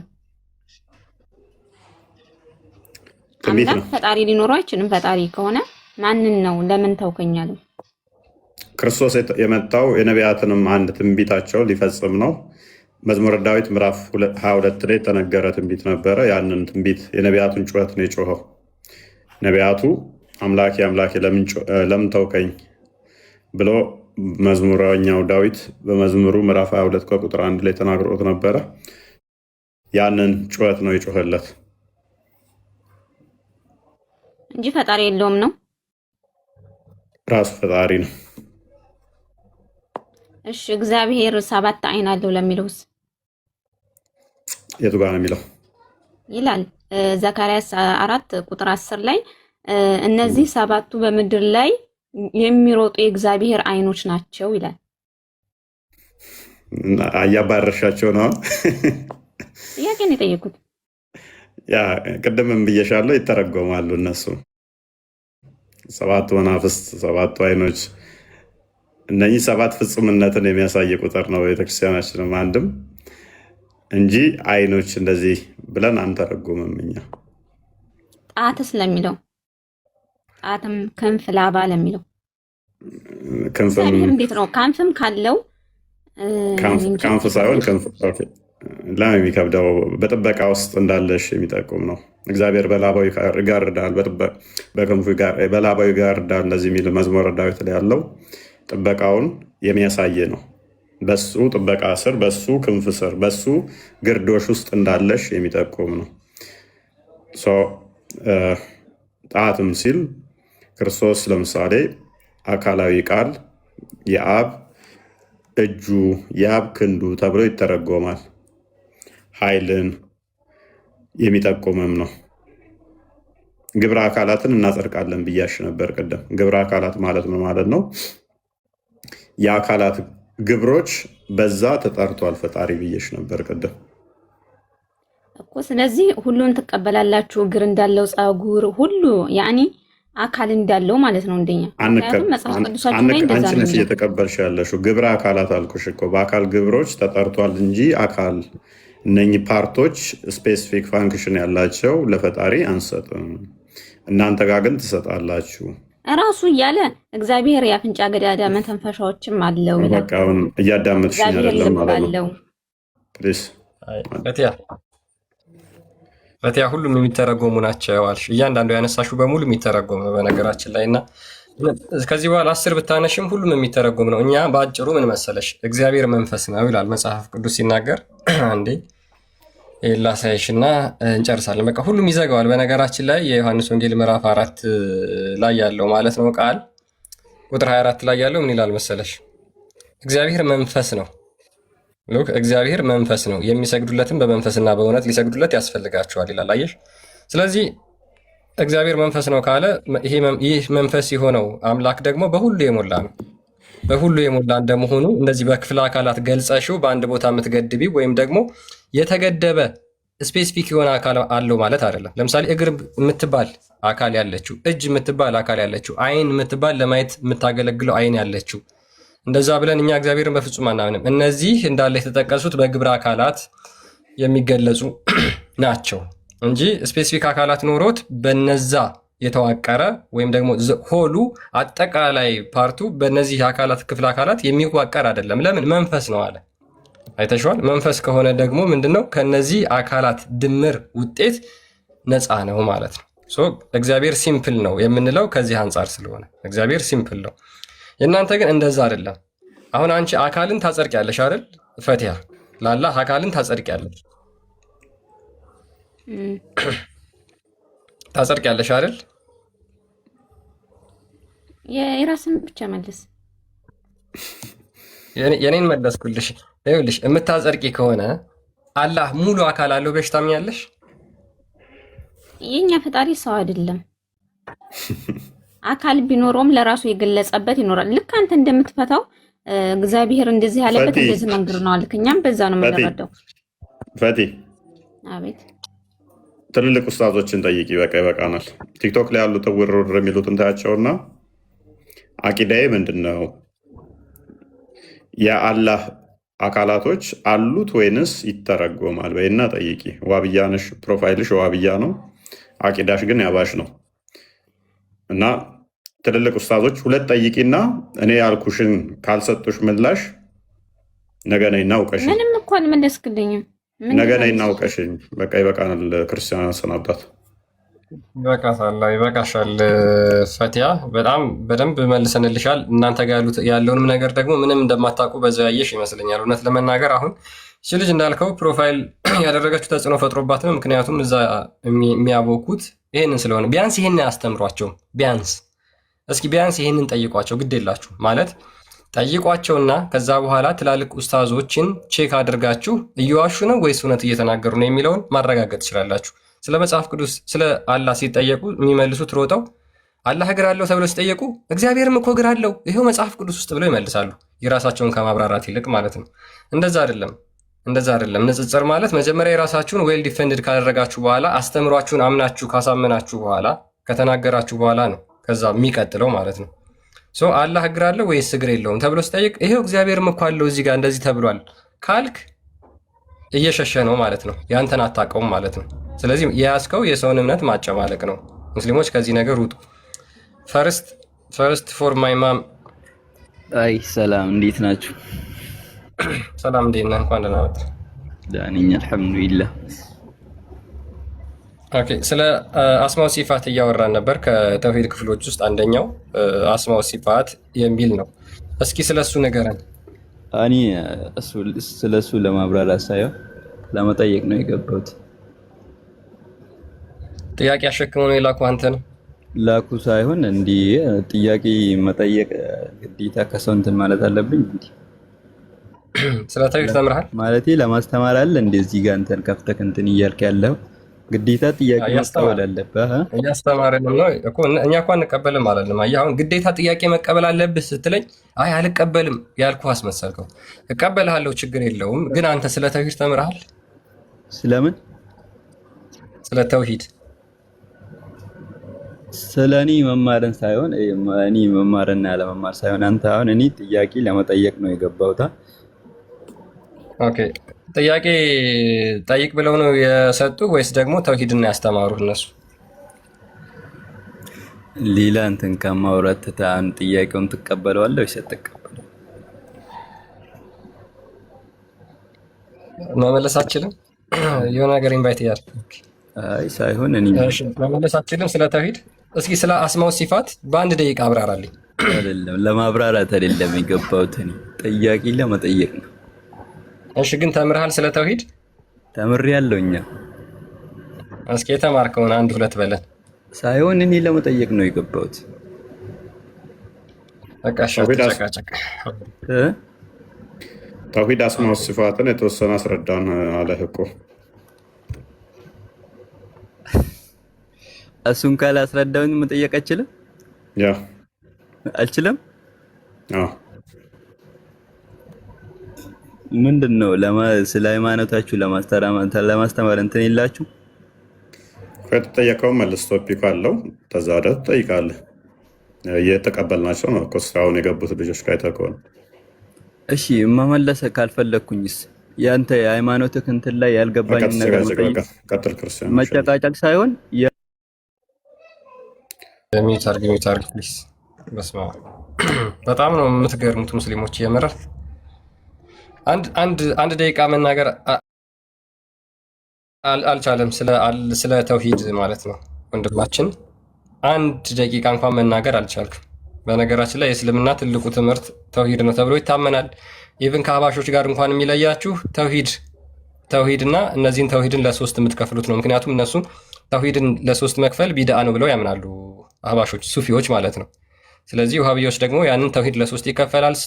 ተውሂድ አልኡሉሂያ፣ ተውሂድ አልአስማ ወሲፋት እና ተውሂድ አልሩቡቢያ ብላችሁ ታምናላችሁ። ከዛ ውስጥ አንዷን ነው ዛሬ እያየን ያለ ነው፣ ስለ ተውሂድ አስማ ወሲፋት ማለት ነው።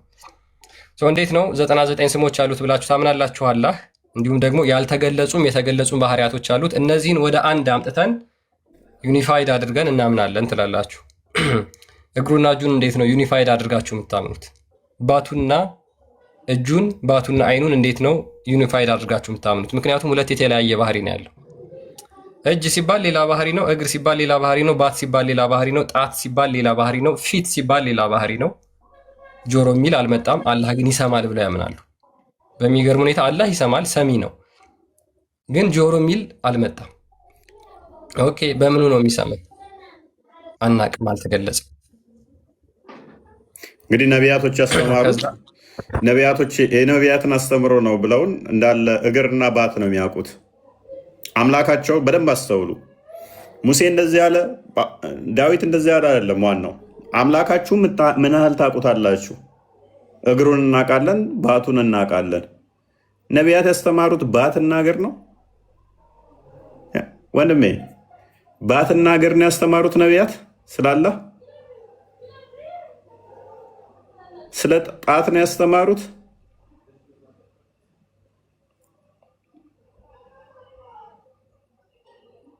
ስለ እጅ ብቻ ነው ያስተማሩት።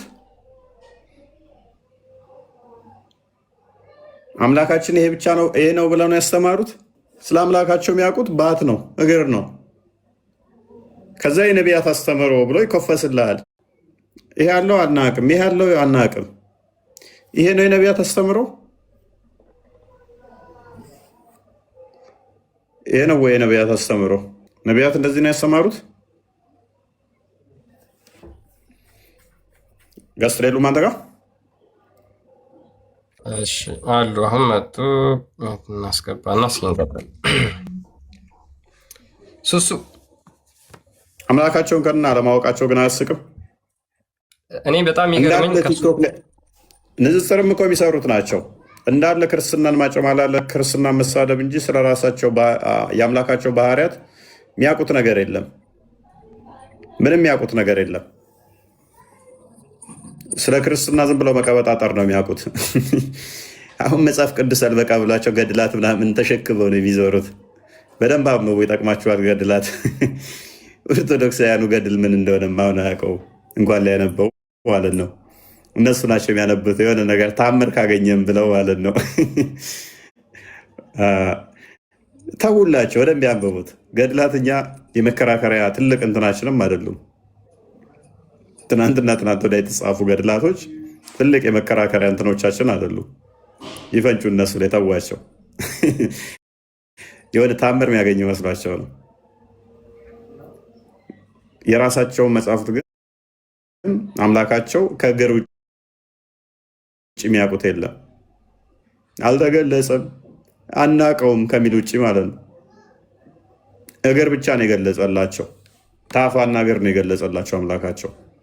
124,000 በላይ መልእክተኛ ነቢያት መጥተዋል ብሎ አምላክ ምንድን ነው ስትለው እስቲ ንገረኝ።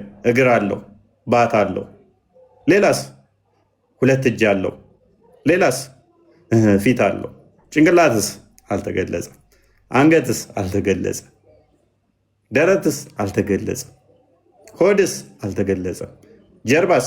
አለው ጀርባ። ታፋስ? አልተገለጸም። ባትስ? አለው። ጉልበትስ? ኖ። እግርስ? አለው። ጣትስ? የእግር እና ዱልዱም ነው። አምላክን ቅድሚያ ፈልግና ተጀምሮ ያላለቀ የገጠር ሳር ቤት የመሰለን ገጣጥምና ስራው ገድለት ለይና ድርሳናል ከመንጠልጠላቸው በፊት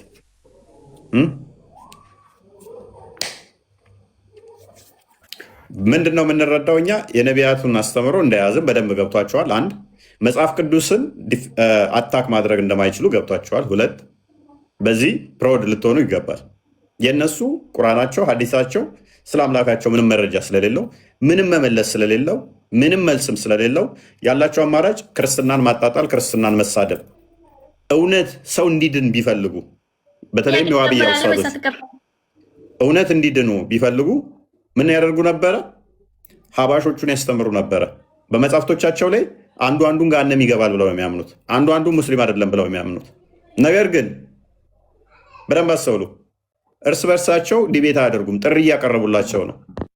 ይሸሻሉ። ከማስተማር የራሳቸውን ወገን ምንም አያውቀውን ከማስተማር ቅድም አሳየናቸዋል። እኔ ምንድን ነኝ? አላህ 4 ሚስት ነው? ስንት ሚስት ነው ያለው? እጅ እግር ካለው ሚስት አለው ማለት ነው አላህም እያለ ሲጠይቅ አይታችሁታል። ሙስሊሙ ግራ ገባኝ ብሎ አያስተምሯቸው። የሚያደርጉት ምንድነው? ክርስትናን ማንጨማለቅ፣ ማቦጫረቅ፣ መሳደብ ነው። በጣም ባለጌ መርህን የለቀቁ ኡስታዞቻቸው በጣም በጣም በጣም በስድብ የታወቁ ናቸው። ሰዎችን ተሳዳቢ በማለት ሰዎችን በመሳደብ እነሱ ተሳዳቢ ሆነው ለእናንተ ስም ይሰጧቸዋል። ተሳዳቢ ናቸው እነከሌ ብለው ራሳቸውን ጨዋ አድርገው እናንተን ተሳዳቢ አድርገው ታፔል ላይ ለጥፉላችኋል። ከዛ ይሄ ብላይንድሊ ፎሎ የሚያደርግ ማገናዘብ የማይችል አይምሯቸው የማይጠቀሙ እነሱ እያጨበጨቡ ይከተሏቸዋል። እንደዚህ ብሬን ወሽድ የተደረገ ኡማ አላቸው። እጥብ የተደረገ ጭንቅላቱን የማይጠቀም ዝም ብሎ የሚከተላቸው አላቸው። ያንን ይጠቀሙታል። በቃ እጅግ ነውረኞች፣ እጅግ ባለጌዎች፣ እጅግ ተሳዳቢዎች ከዋብያ በላይ የለም። ኡስታዞቻቸው እንደዛ ናቸው። እጅግ ነውር ጌጣቸው ሆነ ማለት ነው። ተከታዮቻቸውን በየኮመንቱ እዩ። ቃል ያዳምጭ። ኮመንቶቻቸው እንኳን እጅግ እጅግ ጸያፍ ንግግሮች የሚናገሩ ናቸው። የፈጠሯቸው የሰሯቸው ተከታዮቻቸው ምን ያህል ባለጌ በአፎቻቸው የሚጸዳዱ እንደሆነ በኮመንቶቻቸው በየፌስቡክ ላይ እዩዋቸው ሲጸዳዱ ማለት ነው። በጣም ቆሻሾች ናቸው። የዋብያውን ሴክት የሚከተሉ የሰሯቸው ቲክቶክ ላይ የፈጠሯቸው ኡስታዞቻቸውን የሚከተሉ እና እነኚህ ባለጌዎች ስለ አምላኮቻቸው ምንም ያውቁት የለም። ስለሚያመልኩት እግር ምንም አምላክ ብለን ልንጠራው ስለማንችል ጣዖት ለአቅመ ጣዖት እንኳን አልደረሰም። እግር እያመለኩ ይህን መልእክተኞች ለተለያዩ ሀገራት በጎሳዎቻቸው ተልኳል ይላሉ። እግር ነው የሚያውቁት። ግን እነኛ መልእክተኞች ምንድን ነው ያስተማሩት?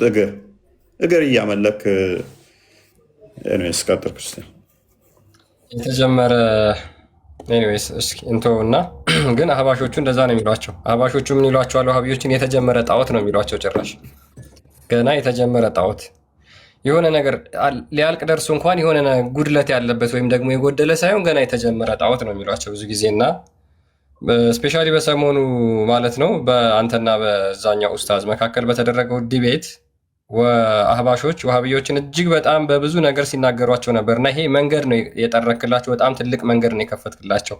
ይችን ቪዲዮ አንዴ አድምጠናት እንመለስ። የለም አካል ነው የሚያመልኩ፣ ወላሂ የማይሰማ የለም። አካል ነው የሚያመልኩት አሉ። በአላህ ይሁንባችሁ። ሸር ኮፒ ሊንክ እያደረጋችሁ ለሁሉም እንዲዳረስ አድርጉ።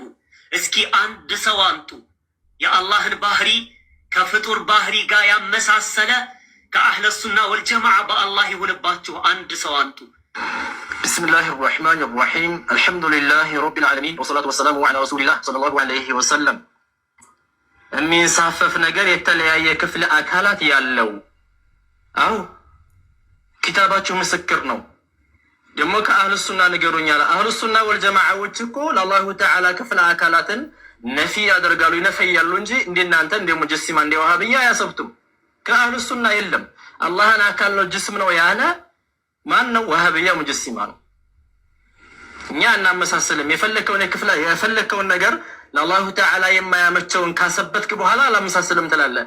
ሰለፎች በማይረዱበት ሰለፎች የማያውቁትን ትርጉም ለቁርአን ለሐዲስ እየሰጣችሁ አካል የምታመልኩት እናንተ ናችሁ።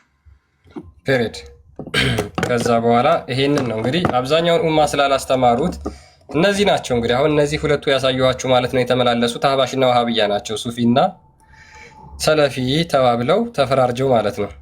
እነዚህ መምህራኖች ናቸው፣ ኡስታዝ ናቸው እስካሁን ያሳየኋችሁ ማለት ነው። እነዚህ ደግሞ መሬት ላይ ያሉት ምዕመናን ናቸው። ምንም ስለ ሃይማኖታቸው አያውቁም። ሱፊ ምን እንደሆነ አያውቁም። ሰለፊ ምን እንደሆነ አያውቁም። ወሃብያ ምን እንደሆነ አያውቁም። አህባሽ ምን እንደሆነ አያውቁም። አሻሪ ምን እንደሆነ አያውቁም። አጣሪ ምን እንደሆነ አያውቁም። ልክ ጥያቄ ያለኝ ክርስትና ላይ መጽሐፍ ቅዱስ እንደዚህ ይላል ብለው ያሸከሟቸውን ጥያቄ እዚህ አራግፈው ይሄዳሉ። እንደ አህያ ተጭነው ይመጣሉ፣ እዚህ ለማራገፍ ይሞክራሉ ማለት ነው። በሚገርም ሁኔታ ስለ ቁርአን አያስተምሯቸውም። እንደዚህ ነው ውዝግብ ያሉት። መሬት ላይ ህዝቡ የተወዛገበው በዚህ ልክ ነው። ሙስሊሞች ስለ እምነታቸው ከሚያውቁት በላይ ስለ ክርስትና ያሸከሟቸው ብዙ ነገሮች አሉ። አይምሯቸውን የሞላው ያ ነው። እኛ ደጋግመን እንደተናገር ነው ማለት ነው። ለዛ ነው እስልምናቸውን ለቀው ሊወጡ የማይችሉት ክርስትናን አንቋሸውና አጥላልተው ስለሚነግሯቸው ነው። ይሄ ጥያቄ ክርስቲያን ወገኖችን ምናምን አሳልፉት ማለት እኔ አሁን ራሴን መጠየቅ እና ቤተሰቦችንም መጠየቅ የምፈልገው ጥያቄ አለ በእስልምና በራሴ በዲኔ ዙሪያ ማለት ነው። ምክንያቱም አሁን ሚዲያ ላይ እንዳየሁት ከሆነ እሱና የሆነች ሴትዮ አላች ሰለፊይ ዋቢ ምናምን ምናምን እያሉ ሱኒ ምናምን እያሉ ይጋጫሉ። እሺ እኔ ምንድን ነኝ? እኔ አያሳዝኗችሁም? አሁን የምር አያሳዝኗችሁም? እፎይ ግን በጣም የሚያሳዝነው እኔ ምንድን ነኝ ሲል አሁን የምር እነዚህ ቲክቶክ ላይ ያሉት ኡስታዞች ነፍስ የማዳን ከሆነ የያዙት እነዚህን ለምን አያስተምሯቸውም? እኔ ምንድን ነኝ? እሺ እኔ ሱፊ ነኝ፣ እኔ ሰለፊ ነኝ፣ ምንድን ነኝ የሚሉትን ለእነሱ ለምን አይሰብኳቸውም? እነሱን ለምን ስላለ አያስተምሯቸውም? ለምን አህባሾች ላይ ለምን ቪዲዮ አይሰሩ? ለምን የአህባሾችን ያቀረቡት የውይይት ጥሪን አይቀበሉ? እነሱስ መዳን የለባቸው? እነሱ የሰው ነፍስ ከሆነ እንትን ያላቸው የሚያሳስባቸው የሰው ነፍስ ከሆነ ለምን ለነዚህ አያስተምሩም?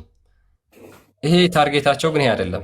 ክርስትናን ማንቋሸሽና ማጠልሸት ስለሆነ ነው። ቲክቶክ ላይ ያሉ ኡስታዞች የመጀመሪያ ታርጌት አድርገው የያዙት የመጀመሪያ ስራ አድርገው የያዙት ክርስትናን ሙሉ ለሙሉ አታክ ማድረግ ነው። ከዛ በኋላ ህዝቡን ሙስሊሙን ማህበረሰብ በድንቁርና እንዲቀጥል ማድረግ፣ ጣዖት እያመለከ ማለት ነው። ነቢያቶችና ሐዋርያቶች ያልሰበኩትን ያልተሟላ አካል ያለውን እያመለኩ ገሃነም እንዲገቡ ማድረግ ነው እቅዳቸው። እውር እውርን ቢመራው ሁለቱም ተያይዘው ገደል ይገባሉ ይላል መጽሐፍ ቅዱስ አይደል? ስለዚህ የምትመሩት በእውር ነው። ሙስሊሞች ከነዚህ ከእውር መሪዎቻችሁ ወጣ በሉና ፈንግጡና እስልምናችሁን አጥኑ። እነዚህ በጣም ምስኪኖች ናቸው ምናምን እያሉ ይጋጫሉ። እሺ እኔ ምንድን ነኝ? እኔ ለእኔ መልሱልኝ። አሁን እኔ ምንድን ነኝ ማለት እኔ ሱኒ ነኝ፣ ሰለፊ ነኝ፣ ዋሃቢ ነኝ፣ ሱኒ ነኝ፣ ምንድን ነኝ? እኔ አሁን ግራ ተጋባው ማለት ምንድን ነኝ? እሱ የሚባል ሰውዬ ለፈጣሪ እጅ እግር አለው ሲል ሰማው። ፈጣሪ እጅ እግር ካለው እሺ ሚስት አለዋ ታዲያ? ሚስት ነው ያገባው ወይስ ስንት ሚስት ነው ያለው? እሺ ለፈጣሪ እጅ እግር ካለው እኔ መንፈስ እንደሆነ ነበረ የማውቀው። ወይ ፈጣሪ ሆይ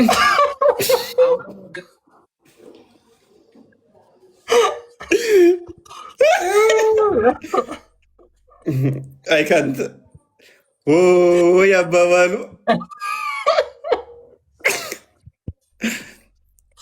አራት ሚስት ነው ያለው አባባሉ አስባል ትዝ አለው። በቃ አራት ድረስ ማግባት እንደሚችል ከዛ ሲያስበው ኤኒዌይስ አሚር እንኳን ደህና መጣ። እንዴት ነህ? መስገን ነው። እንዴት ነው? አለን። መልካም። ተውሂድን ትቀበላለህ? የተውሂድን አስተምሮ? አዎ እቀበላለሁ፣ ግን አልተማርኩም። ካልተማርክ እንዴት ትቀበለዋለህ? ካላወቅከው? አይ በሰማሁት ማለት ነው። ሼክ በነገሩ።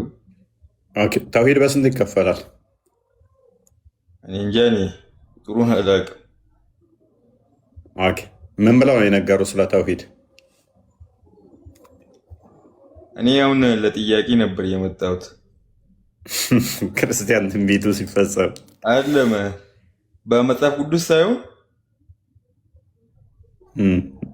ጥያቄ በክርስትና አምልኮት ማለት ነው ኢየሱስ ራሱ ነው ወይ ፈጣሪ የምለውን ለማወቅ ነበር የመጣሁት።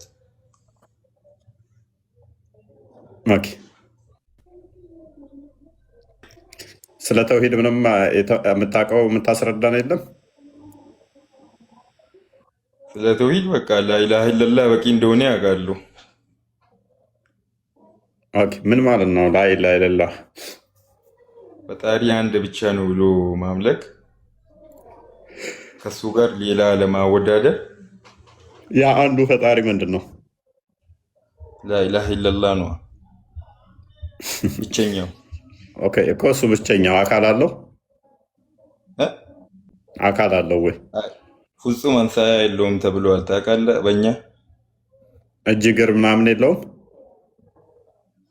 አለው ባለበት ቦታ አለው እንላለን፣ ግን አምሳያ የለውም።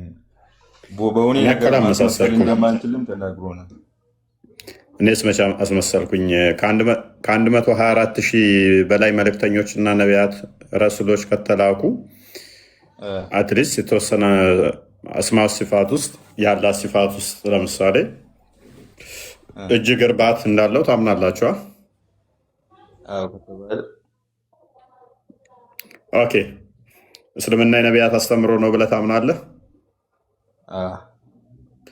እስቲ ካላህ እንደዚህ አካላት ውስጥ ሙሳ የነገረህን እስቲ ምን ብሎ አላህ ምን አለው ብሎ ነገረህ?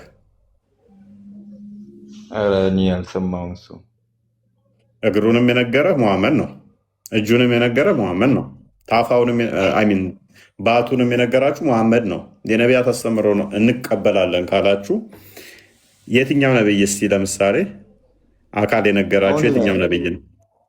ይኸውልህ እሱ ደግሞ የራሳቸው መጽሐፍ አላቸው እነ ሙሳ። እሺ እሱም መጽሐፍ ስላላነበብኩኝ እኔ እንዴት ላቅ እችላለሁ? ገና ሙሳ መጽሐፍ ገርማት ከመስጊድ የምንማረው ስለ እስልምና ነው እንጂ ስለ ክርስቲያን ምናምን ነገር ተነግሮንም አያውቅም። እኔ አሁን እሱን ለመጠየቅ አንተ ጋር መጣሁ። ይህን የምጠይቀን ሙሳ ሙስሊም ነው ብላችሁ ታምነው የለ እንዴ? አዋ ታዲያ ሙሳ ሙስሊም ከሆነ ሙሳ አላህን እንዴ ምን ብሎ ነበር? ምን እጅ ነው እግር ነው ምን ብሎ ነበር የሚከተለው ሙሳ አላህን? አንተ አሁን ከእጅና ከእግር ውጣ እንጂ አላህ ከእጅና ከእግር ውጭ ያለ እንዴ? ጭንቅላት ይኑራው አላወቃችሁትም እኮ። ስለዚህ አላህ እጅና እግር ላይ ነው ገና ያለው። አሁን ለምሳሌ አምሳያ የለውም ተብሎ አለ፣ ፍጹም አምሳያ የለውም ተብሎ አለ። እሱን ነገር ትተህ ማለት ነው አንተ እጅና እግር ብቻ እንዴት ወሰድክ ለማለት ነው። ሌላ ምን አለው? እሺ ሌላ ምን አለው? አላህ ኃይል ነው። ኃይል አዋ የሌለው ነገር አለ። እሱ የሌለው ነገር አለ። ኃይሉ ያው በእጁና በእግሩ ነው የሚገለጸው አይደል? አለማ ፍጹም አምሳያ የለውም ይሄ ነው አይባልም ምንም ተብሏል።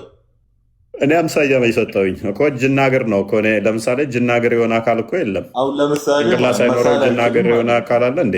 ካላ ውጪ እጅና እግር መገለጹን ብቻ ነው አንተ እንትን ያልከው። አላ እጅና እግር ነው አይደለ? ኧረ አለም ሌላ ምን አለ? እሱ እኮ ሰው የለም ብራዘሪ። ኦኬ አለው የለውም? እሺ እጅና እግር ለመሳል እየሞከርክ እኮ ነው አንተ። አሁን ለመሳል እጅ እናገራለሁ የለውም እንደማስበው ለመሳል እየሞከርክ ነው አንተ። ኖ ምንም ወረቀትና ፔን ይዣለሁ እንደ እጄ ላይ በጭንቅላቴ ለመሳል እየሞከርክ ነው እንዴ? እንደማስበው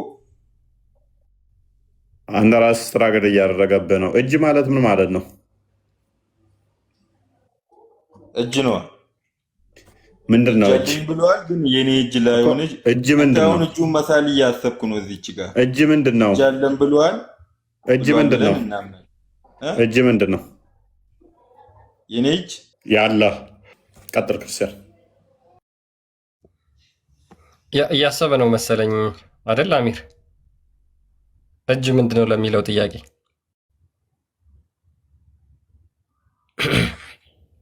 አለ። እሺ ቀጥይ። እጅ ምንድን ነው? እጅ አለው ስንል አላህ ሱብሃነ ወተዓላ እጅ አለው ስንል ልክ እንዳንተ አይነት እንደኔ አይነት አይደለም እጁ።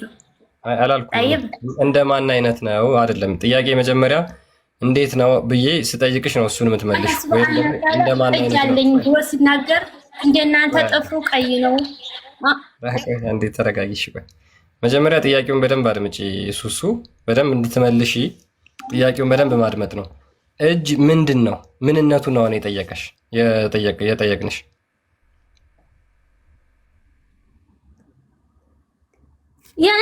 ያኔ ኬፍ እጅማ እጅ ነው።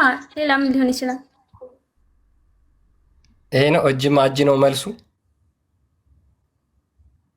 እና ምን እንድትጠብቀህ ነው? እጅ አለኝ ሲል አላህ ሱብሃነሁ ወተዓላ እንደናንተ አይነት እጅ አይደለም። ገባህ? እንደ ፍጡር አይነት እጅ አይደለም። ደጋግመሽ እንድልሽ እየጠበቅሽ ነው። እንደዛ የማንን እጅ ነው የሚመስለው ብዬ እንድጠይቅሽ እየጠበቅሽ ነው። እኔ ደግሞ መቼም አልጠይቅሽም እንደዛ። ለምን? መልሳችሁን ስለማውቀው ማለት ነው። እሺ እጁ ለምንድን ነው የሚጠቅመው?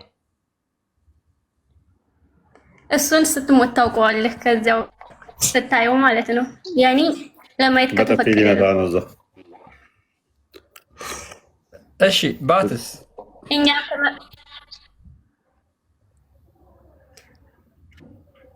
አላህን ያኔ ከፋፍለን አይደለም እኛ የምናወሳው ማለት ነው። አለው የተባልነውን ነገር እናምናለን። የሌለውን ያልነገረንን ደግሞ አልተገለጸም። ጠይብ ሶሶ አስማው ሲፋት ማለት ምን ማለት ነው? ተውሂድ አስማው ሲፋት ማለት ምን ማለት ነው?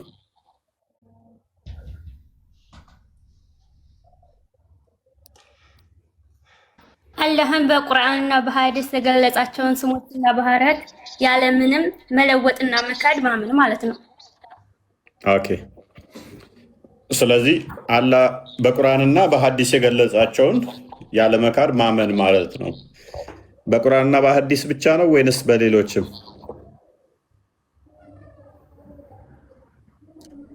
ያኒ በሌሎች ስትል በቁርአንና በሐዲስ ብቻ ነው? አዎ በቁርአንና በሐዲስ የገለጻቸውን ማለት ነው። ኦኬ። ቁርአን በማለት ነው የወረደው?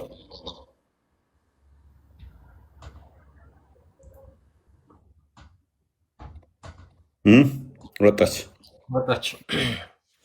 ያ እንግዲህ የነቢያት አስተምሮ ነው የምንከተለው ብለው የሚያምኑት ግን ሙሐመድ የነገራቸው ብቻ እንደሆነ ገባት ማለት ነው።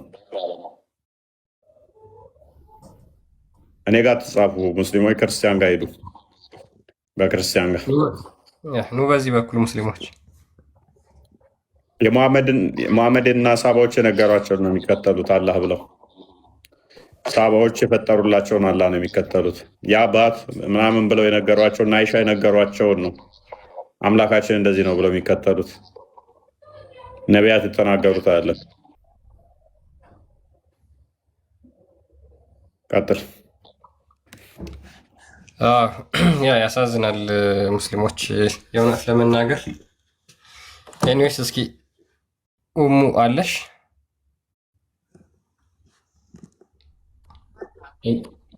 ሰላም ነው። እንኳን ደህና መጣሽ።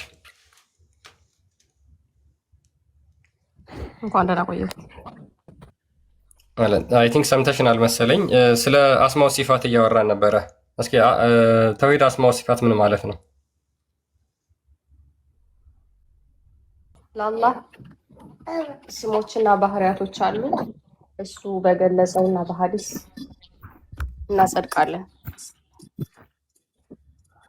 ኦኬ። ለምሳሌ ከባህሪያቶች ውስጥ አላህ ፈጣሪ ነው፣ ሁሉንም ነገር ይፈጥራል። ኦኬ። እጅ የሚባል ባህሪ ያለው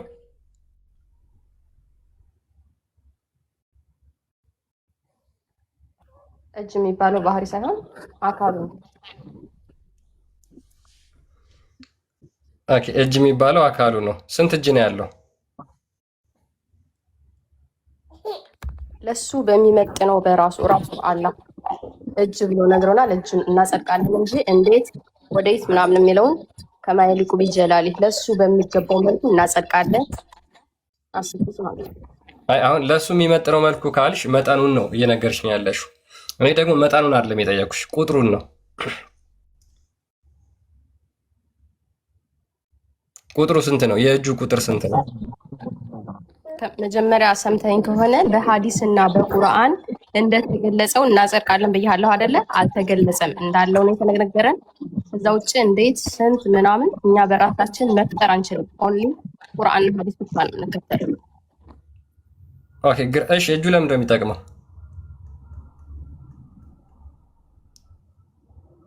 ይሄ አንተ አፍህ እንዳመጣ የምትፈለስፈው ራስህ በፈለክበት እንጂ ሙስሊሞች የምናምነው ልክ ቁርአንና ሐዲስ ላይ ባለው መልኩ ነው። እንዴት ወዴት እናንተ ናችሁ የምትፈላስፉት እንጂ እኛ አሴት ቁርአን ላይ እንዳለ ነው የምናጸድቀው። እሺ እጅ ማለት ምን ማለት ነው?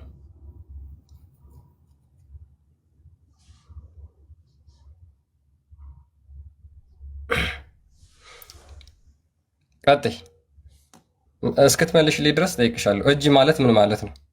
ቁጥሩን አታቂም፣ የሚጠቅመውን አታቂም። አሁን ደግሞ እስኪ ምንነቱን ልጠይቅሽ። እጅ ማለት ምን ማለት ነው?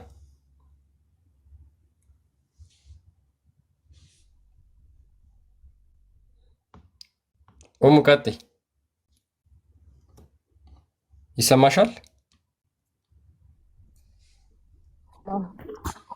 እጅ ማለት ምን ማለት ነው ብዬ እየጠየኩሽ ነበር።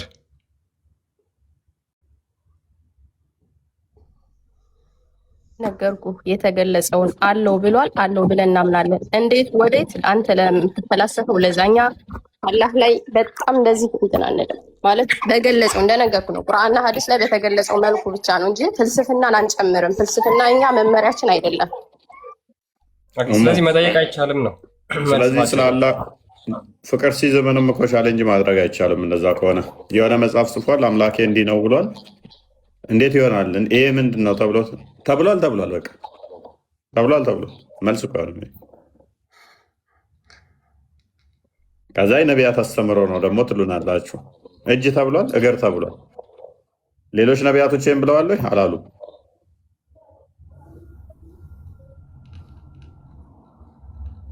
ሐዲስ ላይ እና አይሻ እና አቡ ሁረይራ የተናገሩት አለ። እጅ እግር ሚል ይደርባል ክርስቲያን። ስለዚህ እና አይሻ እና አቡ ሁረይራን ይዘን አላህ እጅ አለው እግር አለው ብለናል። ሌሎቹስ አናቅም። እንዴታውስ አናቅም። እና አይሻ እና አቡ ሁረይራ ስላልተናገሩ ነቢይ ናቸው አይደሉም?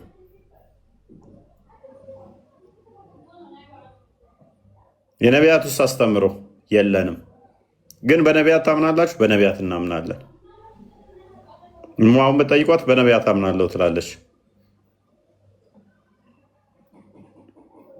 አላህ እጅ እግር ባት አለው ስትል ግን የእነ አይሻን ወሬዛ ነው።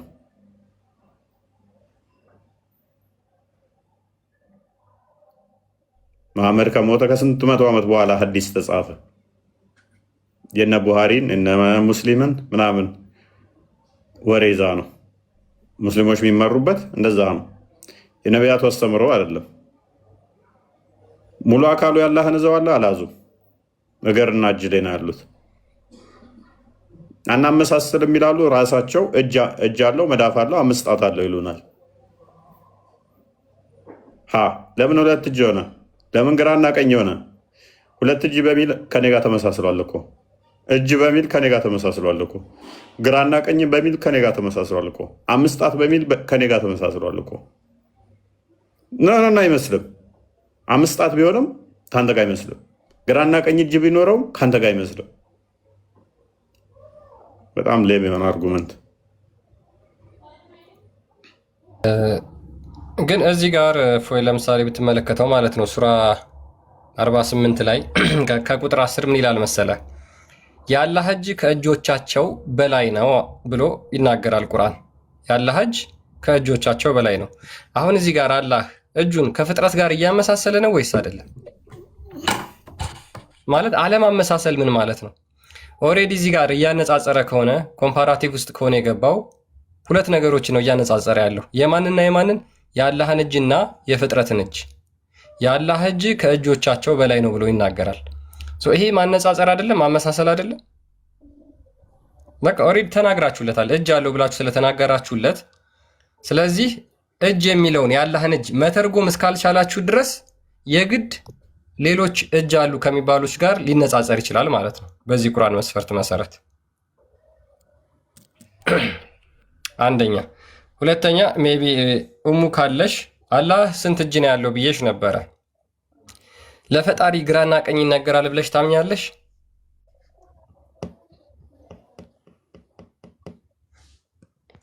እሙ አለሽ? ለፈጣሪ ዳይሬክሽን ይነገራል ብለሽ ታምኛለሽ? ዳይሬክሽን ለምሳሌ ቀኝ፣ ግራ፣ ፊት፣ ኋላ ተብሎ ይነገርለታል ብለሽ ታምኛለሽ? ስለ እምነት አትጠይቀኝም። የምትፈልገውን ማወቅ ያለብን ነገር ጠይቀኝ እንጂ ታምኛለሽ አታምኝም። እምነት እኮ ለአንተ አይደለም። እዚህ ጋር ስለ እምነትሽ ሲባል አላህን እኮ የምታምኚው ነው የጠየኩሽ። ለምሳሌ አላህ ግራና ቀኝ ይነገርለታል ወይስ አይነገርለትም?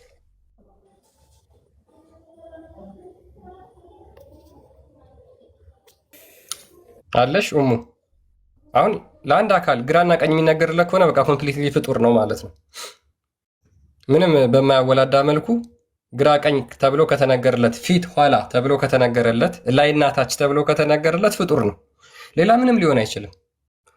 ምክንያቱም ግራ ከተባለ ቀኝ ከተባለ ግራ ቀኝ መሆን አይችልም፣ ቀኝ ግራ መሆን አይችልም።